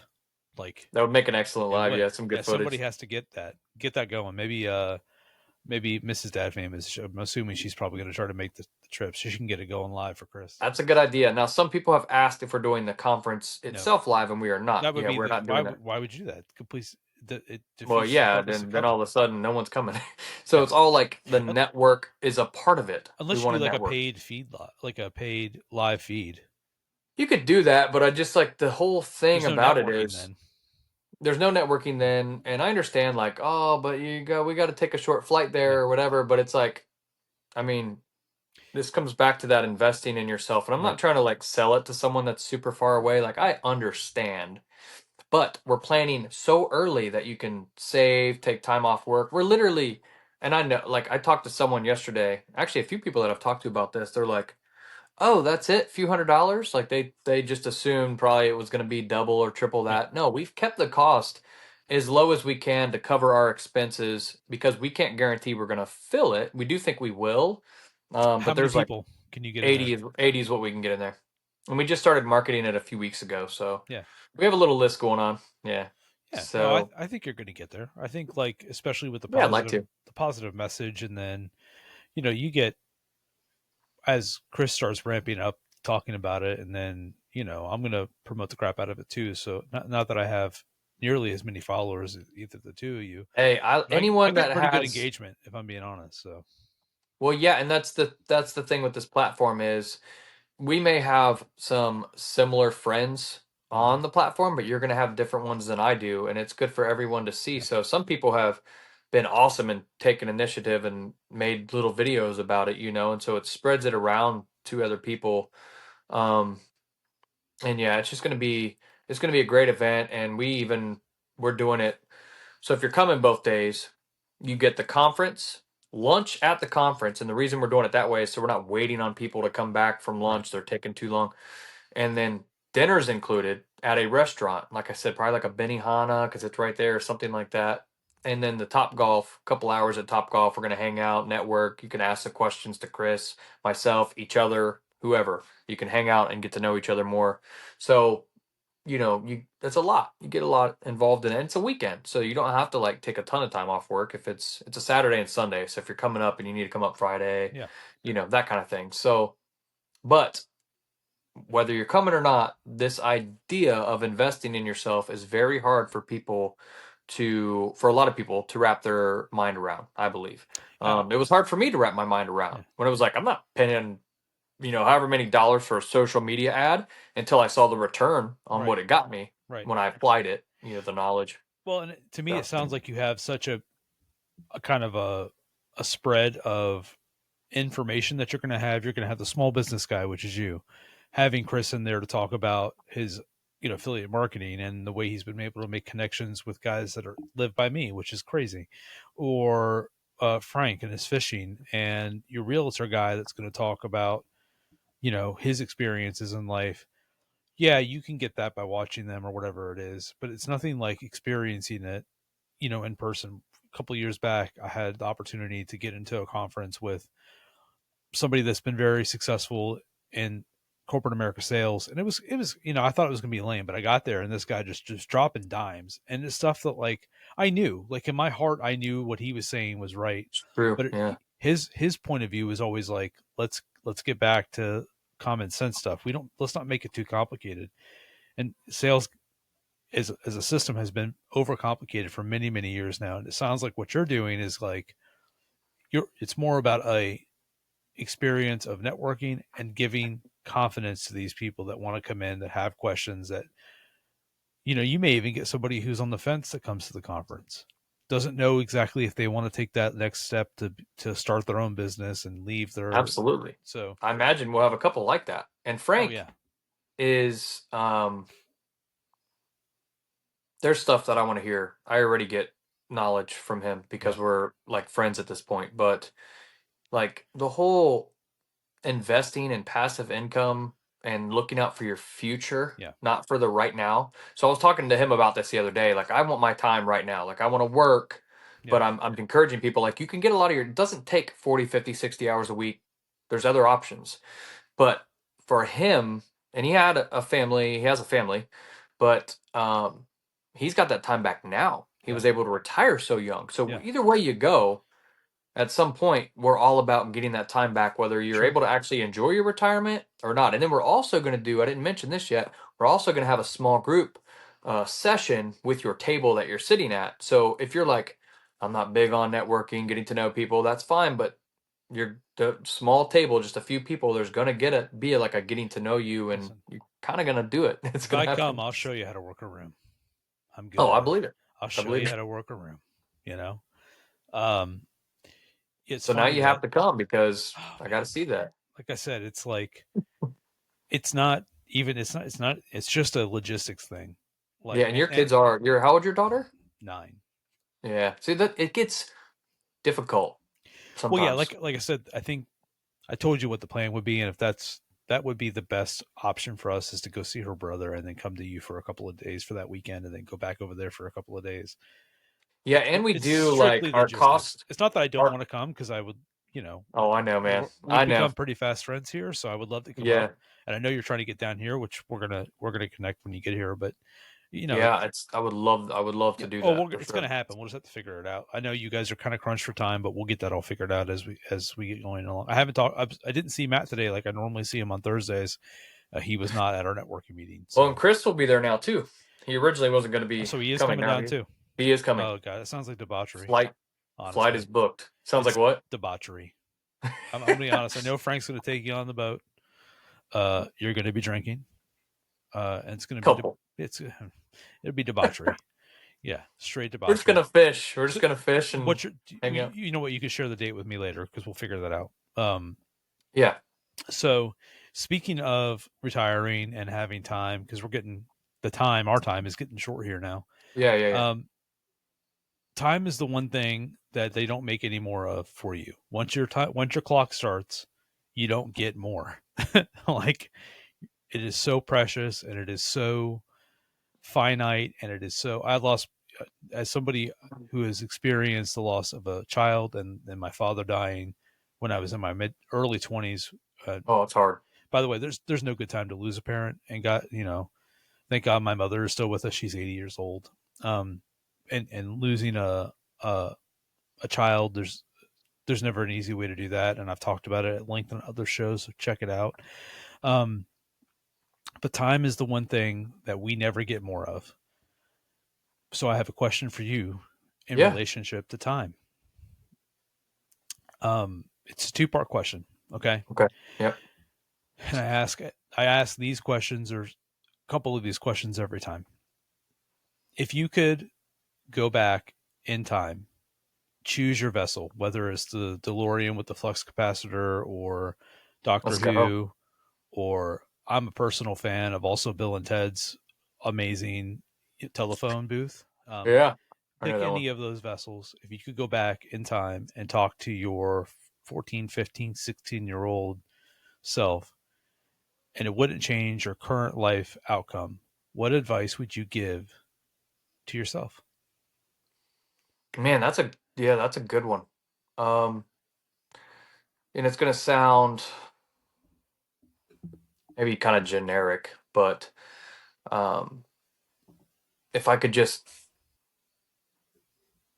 a little thing, just believe in yourself and trust the process, and because at 14 or 15, man, I just feel like it wasn't good, and maybe that's for teenage boys, maybe, I don't know, but a lot of a lot of stuff that not just 14, 15, but into my young adulthood with um uh I guess just the um I don't know how to word it. The word I'm looking for, definitely self-doubt, anxiety, self-worth.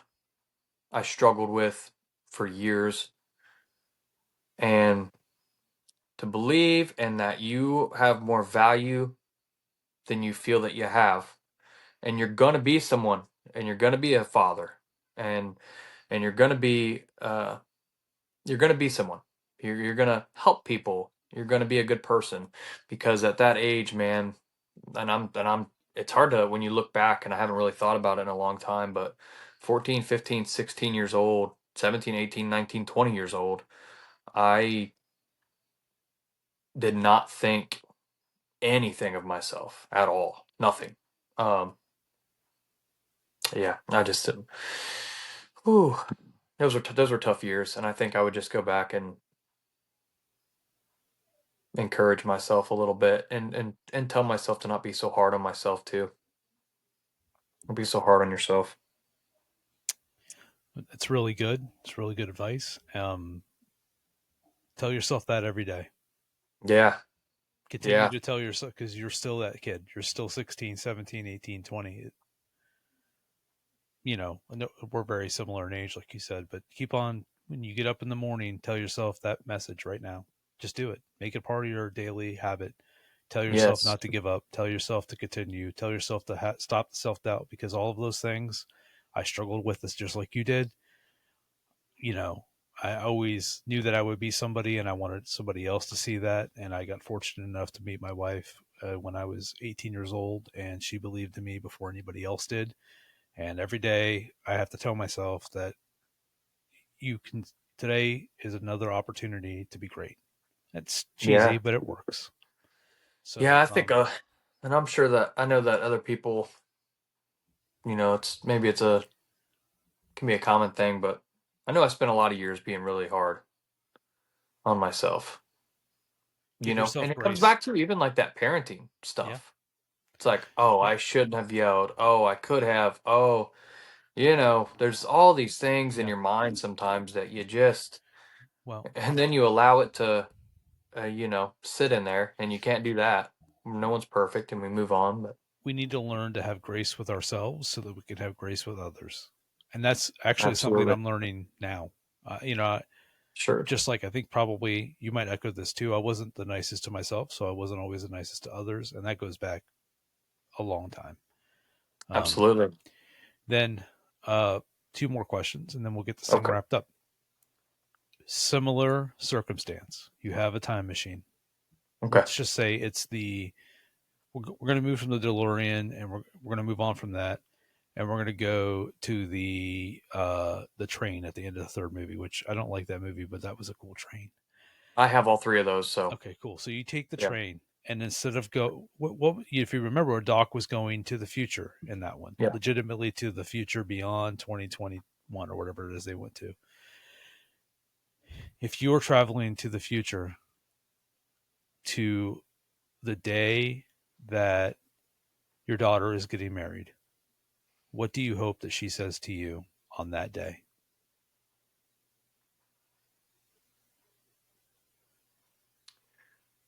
Yeah, that one's gonna, just that question, man. Just that question can get a man. Somebody's cutting onions. Oh my goodness. And she's 3, and I'm like, she can't ever, but we know what happens, right? One day. Yeah, I hope that she um says to me that, you know, that I was there, and that I showed up for her, and that I loved her right, and that I was a good example for her, and I think just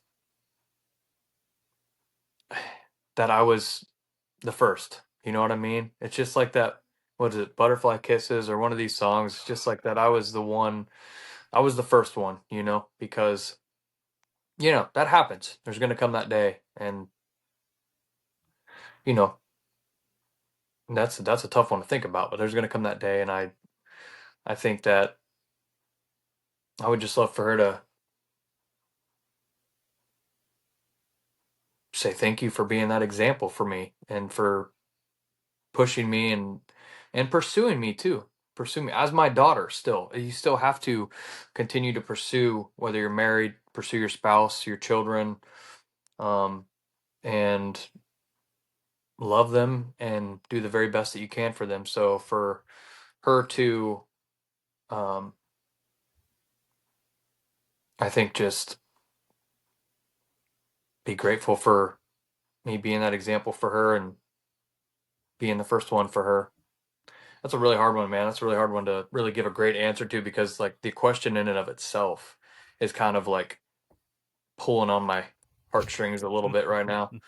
She's 3, and it's just like, yeah, that day's gonna come, and it's like, it's Listen, gonna be an amazing time. But man, whew, more specifically for my daughter, this time has flown by. She's going to be 10 yeah, sooner than later. And I just, I don't ever want her to feel like, I say this whenever I feel like a broken record, because I feel bad if you've no, heard you're this, good.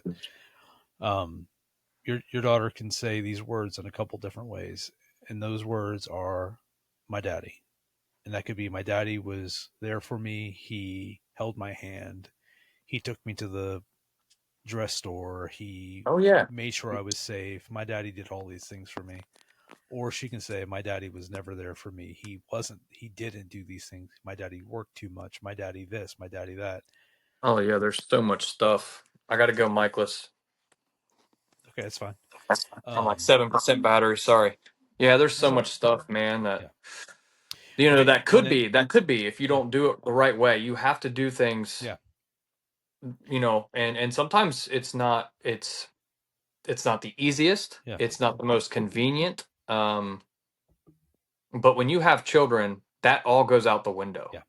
Well, All of that, what I want goes out the window, and you're now raising children, and that's what it is. especially with a girl. Honestly, the Especially, boys are yes, really easy. The girls are difficult. Okay. And yeah. then this is our very last question. This one's a little bit easier. Actually, I don't know. It might be, it might not be. Do you feel like there are any true selfless acts? Any true selfless Can acts? you truly do something as a selfless act? Yes, yes. Um, and probably, and I'm sure there's several, honestly. But I mean, Without, and I mean truly selfless in the sense that you don't expect reciprocation and it doesn't actually do anything for you. It doesn't make you feel better. It doesn't give you another pat on your back. It doesn't increase your visibility. It doesn't do anything so for you. listen, I think that what you do and I do, or anyone does behind closed doors, where no one can see it, is speaks volumes. And I think it is possible, and I think that people do selfless acts. Not everyone, but yeah, I think that is a thing, and I think that it doesn't have to be like. So the first thing that comes to my mind, right, is like, yeah, I would die for this person, and then you actually go and like die for someone.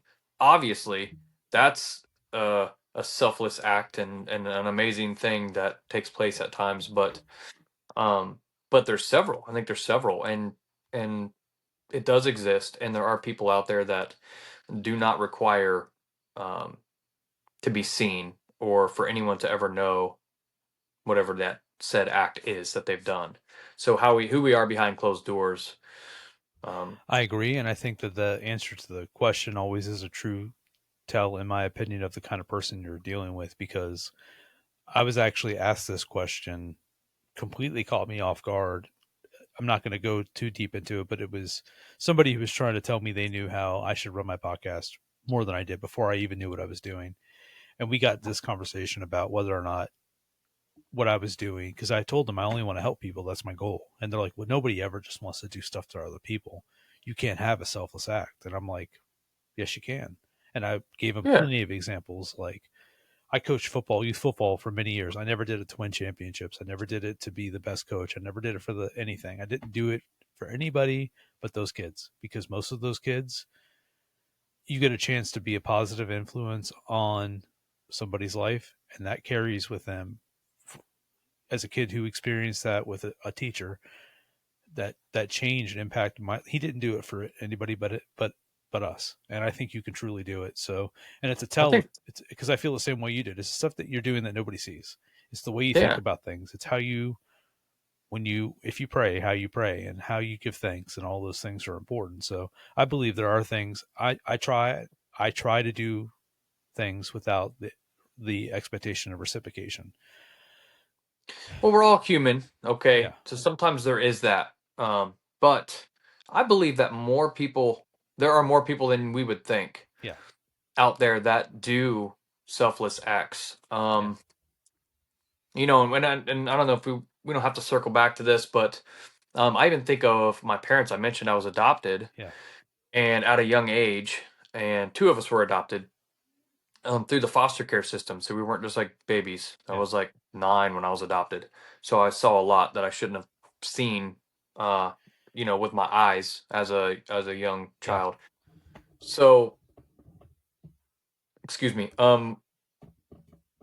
They, my mom and dad, did foster care for a long, long time, even after we were adopted. So we saw a lot of that side of things. And they did it because they loved kids. And yes, people did see what they were doing, I suppose, but I happen to know that they felt led to do it and it was on their heart and they spent years doing that. And yes, only two of us were adopted. I think that was just how it worked out.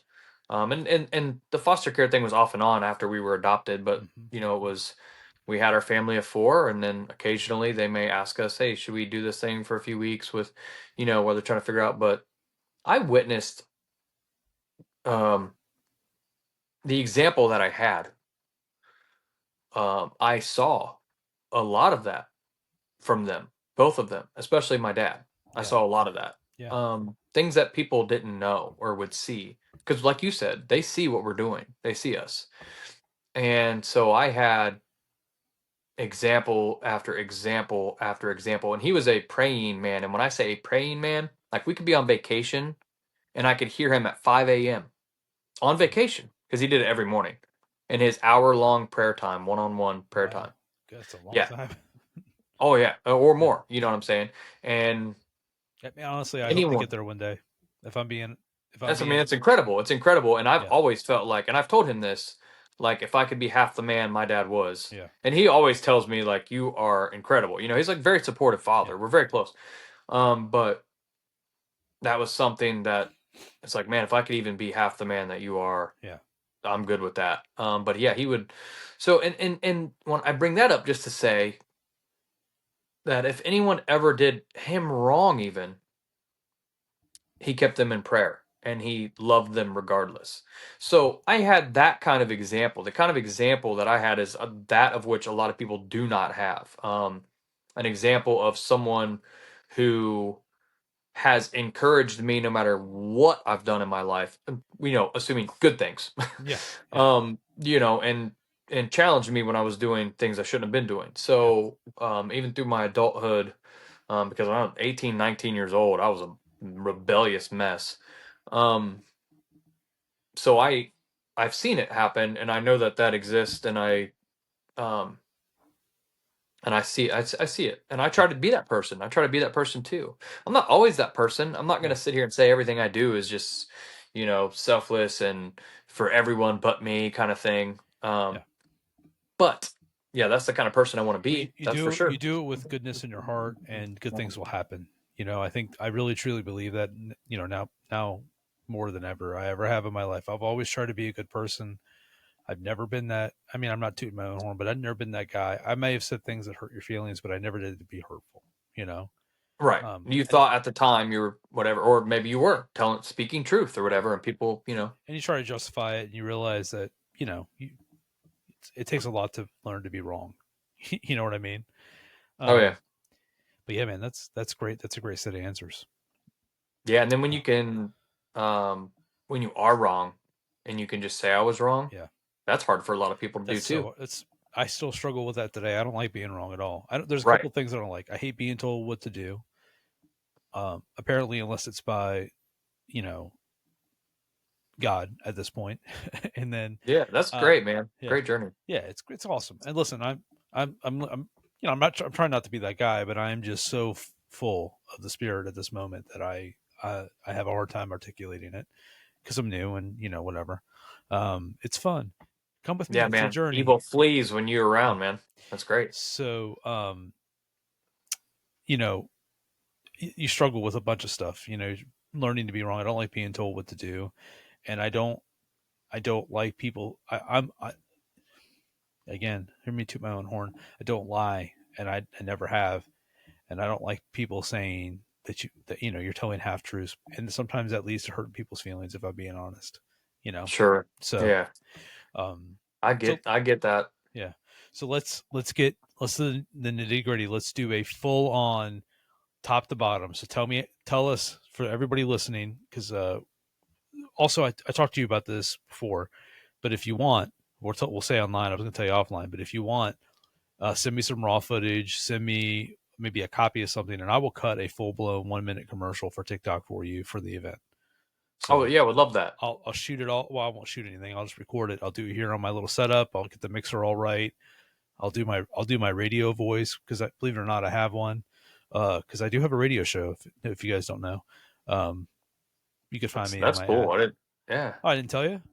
No, I didn't know you had a radio show. I don't think you Yeah. told me about So that. we've recorded 4 episodes so far. We start posting and they go. I believe they go live the 1st of October. They're going to be on the goodnewsnetwork.com and then several AM FM stations up and down the coast of Yeah, Florida. I don't think you told me that, or if you did, I got it I think it might have confused no, I think it might have with been the secret. podcast. It's kind of a secret. Okay, We haven't like I've I got a got you. small TikTok for it. I've got a few hundred followers on it.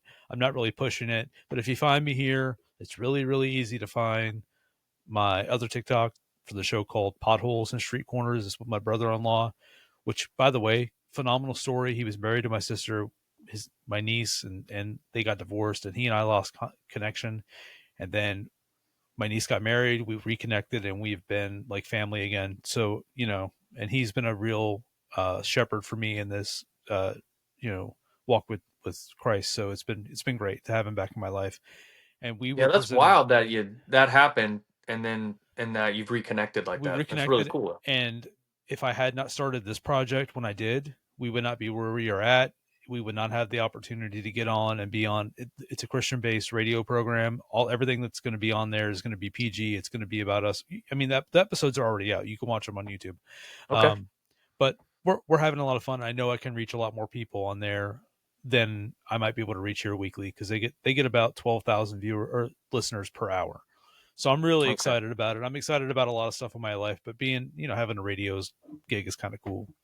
There's something about like, so I guarantee you're going to see success because you're phenomenal at what you're doing. You're passionate, and I listened to the video where you were talking about being on the couch with Matt or whoever. You're on the couch and you felt like for the first time you Yeah, really felt like with this my is what buddy you were Mark. called to Yeah, do. yeah, I listened to some of your stuff. I've listened to it. I So I really do. when you have that, it's going to be a success if you stick with it. And then the other part of that is enjoy like the beginning Sure. that you're in. Yeah. There's really like it's so like there's just something to be said about it, like in your mind, like just this excitement and you're learning and you're figuring it out and Yeah. you're meeting people and and then down the road you're like still doing it or whatever, and it becomes maybe even something you do a lot more of, and it's great. It's kind of like in my situation with the small business side, Yeah. but there's something to be said about the humble beginnings. Yeah, I mean, like I said, if we can reach one person, I've succeeded. If one person gets something from what we've done today, I feel like I've done something, and I feel like if I keep on doing what we're doing and keep on getting the right kind of people involved, success is not the end goal. The end goal is to help one single person. Yeah. So, Yeah, you and I have a lot in common. yeah, well, It's great. Yeah, It's great to like talk with like-minded people and things. So not just on the podcast, but outside of it. and me too. I feel 100% the same way because I enjoy. I was told this today. It's like when you become one of my people, you're one of my people. I will stick with you through the craziest shit because very rarely am I wrong about my intuition about people. I get a sixth sense about it, and then I'm like, okay, this person is either here for good or not. Like good things, not permanently or something like that, but here for you can tell. Yeah, I like to think so. I've been fooled a few times, but the devil works in mysterious ways too. So that is true. That is true. But so let's do uninterrupted. Tell me exactly. So tell me about the Off the Clock conference. Where can I find more information? Give me the dates. Give me the times. Give me what's going on. I know we talked about some of the speakers already, but give me a rundown of what's happening. Yes. So we are in the working still as far as like having a link with a page. Okay. That was not something that we did initially. However, the way that it's going right now is I'm hosting it. So all of the information, the registration, whether someone comes to you or this person or Chris, someone speaking, doesn't matter. They send them directly to me and I do the registration. So if someone messages me, I have an email for communication, or the TikTok platform. Someone will just message me, and then I send them all the information via video, and I'll just type up the information because I have a couple of videos. It's easy just to be like, yeah, these 2 videos explain everything, but also here's the written up explanation. So March 7th and 8th, Cohatch in Columbus. The 7th from 10 to 4 is going to be the conference itself, where we have speakers coming. We're going to, during that time, have a lunch break, have a small group session break, and then after that, there will be probably, I'm sure there's going to be a little bit of a break period in between, and then we'll go to a dinner together. So at the conference, the speakers, we're going to be talking about number one, and this is going to sound maybe cliche to some people or, whatever, but we're going to be talking about your mindset about yourself. And because if you don't believe in yourself or you have self doubt or self limiting beliefs, if that doesn't change, you'll never chase after any of the stuff we're talking about. Right. It's number one. And then we're going to be talking about becoming self employed. Because even if you're starting a small business, it doesn't start off with, unless you're purchasing a business, it doesn't start off with all the employees and things. So, self employed, small business, if you're looking into starting a small business, I'm going to be talking about a number of different business ideas that you can do, the way that I went about it, the way that I would recommend going about it. As well as getting a customer base and maintaining a customer base, getting your name out there, being seen as a small business owner or being self-employed. Because what happens is you have a great business idea, you want to become self-employed. How do you get seen? How do you get customers, right? So I'm going to be talking a lot about that stuff, running social media ads, because some people don't know how to do that. I'm going to be sharing some of that information. And then we have Frank, like I mentioned, talking about kind of some of that small business mind as well, but also creating passive income so that you're set down the road, thinking ahead. So no one wants to get to retirement and spend the last year barely able to do anything. But we want to you want to live those last handful of years out, and preferably more than just a handful of years. So he's going to be sharing about that. Chris, Dad, more known as Dad Famous, is going to be talking about how he replaced his income and left his job becoming a live host on the TikTok platform. So that's kind of what we're going to have going on, a little getting to know you and networking session there. And then we're going to have dinner that night. The next day, we're going to Top Golf just to have fun and hang out. A lot of the stuff that we're doing on the platform, in each other's lives, being silly and connecting in person, we're going to be able to do that. So that's kind of how that's going to go. And then the cost is what people are, what's it cost? Well, if you just wanted to come Saturday, it's $300. That's the conference, lunch, and dinner. If you want to stay Sunday, it's an additional $75.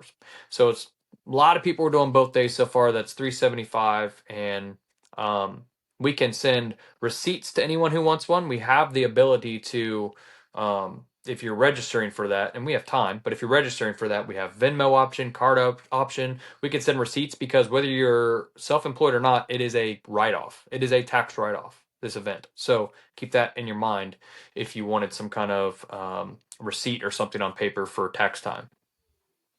Awesome. Yeah, it sounds It's a great. lot. It's great. It sounds great, man. I'm looking forward to seeing you, refine it and get all the details and get the times and more information. Yeah. So Saturday's 10 to 4. I know that. Yeah, on but I that mean, conference. like maybe like Yeah. speaker rotation stuff like that. Oh yeah. So like, we've been already working on that. I know you have. behind I the don't want to. scenes. Yeah, I Yeah. don't want you to throw anything out there that Yeah, that's okay. Yeah. Yeah, We're but putting in that work behind the scenes though, Yeah. for sure. Yeah, and it's sounds like you got a really good framework together so far. Like you said, you got several months to go, but once Christmas hits, or actually even once Halloween hits here soon, the year just flies by. So Oh yeah, that's why we're making sure that we're letting everyone know now.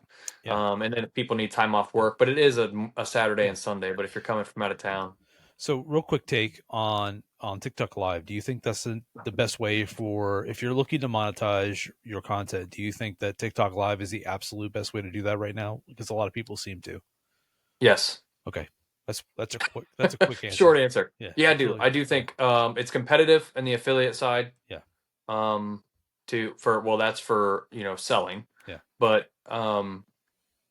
the live and listen, you can't just go on live, and my first live was like this, or I'm just like Yeah. feeling a little jittery. I'm good at talking in front of people or whatever, but I hadn't done it before. Yeah. So you need to have stuff to talk about, be entertaining. I'm talking a lot about off the clock and Sure. self-employment and business ideas, but you can get a room. You don't have to be a grow host per se. Yeah. But I do believe that is the best way on TikTok. I'm going to go live when we're done and awkwardly look at the camera while I'm clicking on my computer and just try to see if it's, people do weird Someone things. might drop you a galaxy or something, and You never know. Just Snap Turtle came in the other day and he was like, he threw me like, I don't know, rose. I don't really know how it all works, but like, yeah, he had threw me enough stuff to where I could repurchase my own gifting stuff with it. I'm like, okay, cool. I don't have to spend any extra money this week, So, yeah, shout out yeah. Snap. That guy's awesome.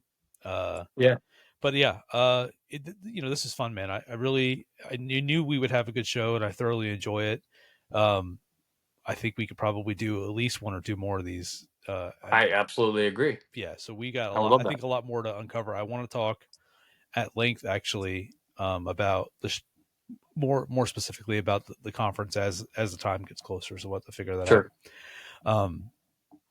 But I just wanted to do a quick after show prayer, if that's okay with you.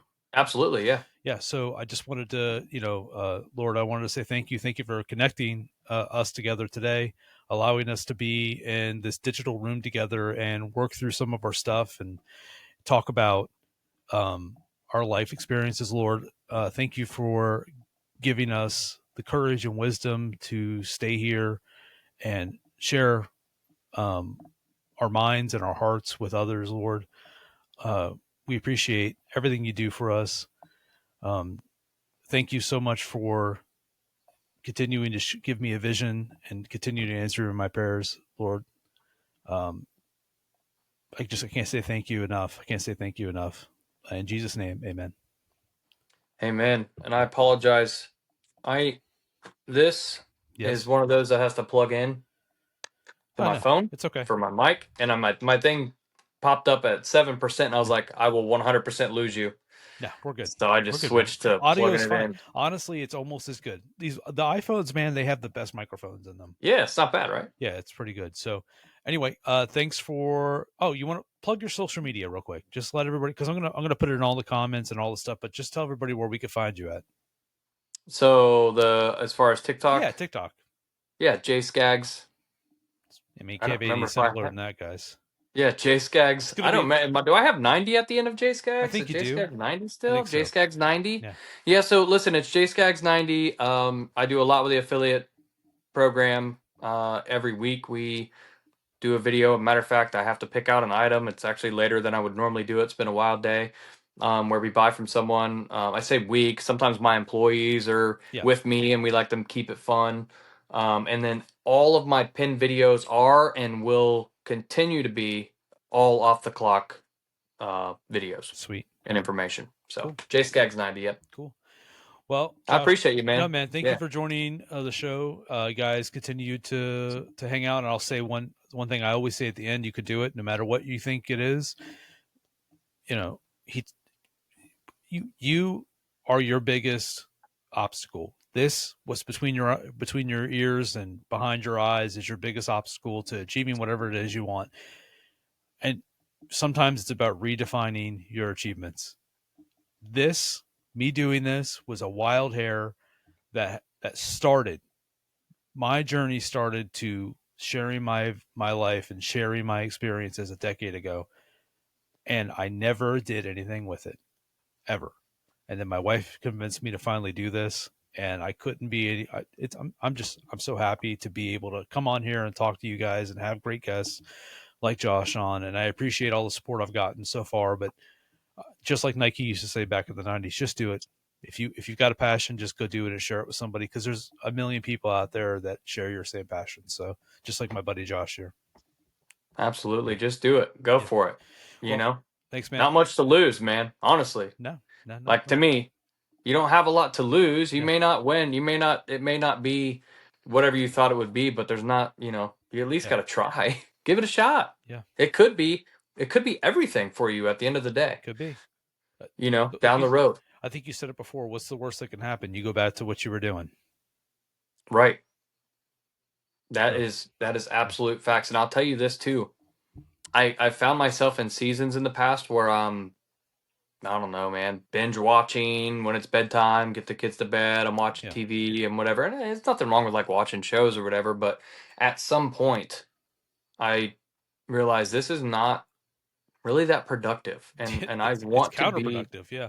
it's counterproductive. Yeah, it's not productive at all. So this type of thing and edifying each other and learning more and how you can, especially if you're like, you hate your job or there's something you're passionate about and you're not going to go after that thing.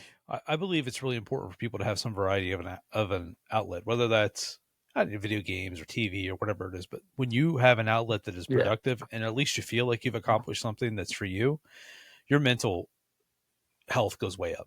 And that's what the Oh, yeah. show is all about.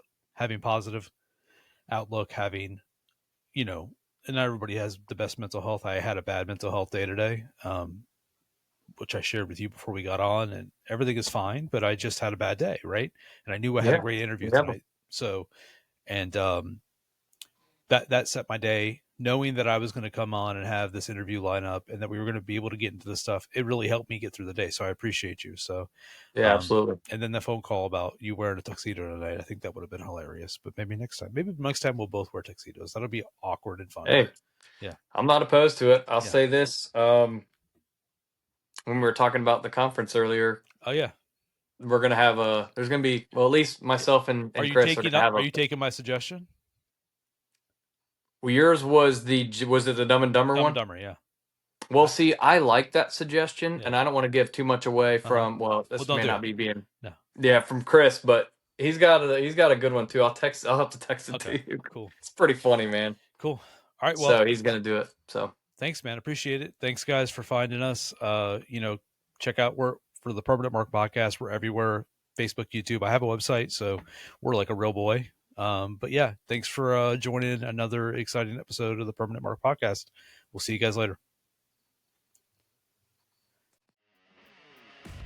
United Warrior. At first, it sounds so simple, but it's much more. Here in the USA, we are meant to be united. But who is a warrior? Of course, our military, police, firefighters, first responders, doctors, and nurses. They are warriors, and we honor them. But being a warrior goes beyond the uniform. It's the cancer survivor who refuses to give up, the child battling autism with courage every single day, the mother living with MS, the veteran facing PTSD, the father recovering from a traumatic brain injury. They are all warriors too. Every morning they rise, they fight, and they defy the odds. United Warrior is about recognizing all of them, the heroes seen and unseen, because together we are stronger. Learn more and show your support at UnitedWarriorApparel.com. That's UnitedWarriorApparel.com.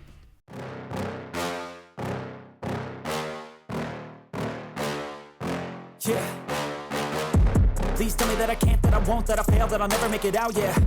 Please tell me all the bad, never good, fill my head full of every single doubt, yeah. Please say any negative thoughts, I pop off when I hear people say I cannot. I get off to the thought of proving everyone wrong, I won't stop to the top, so you better back off and get lost.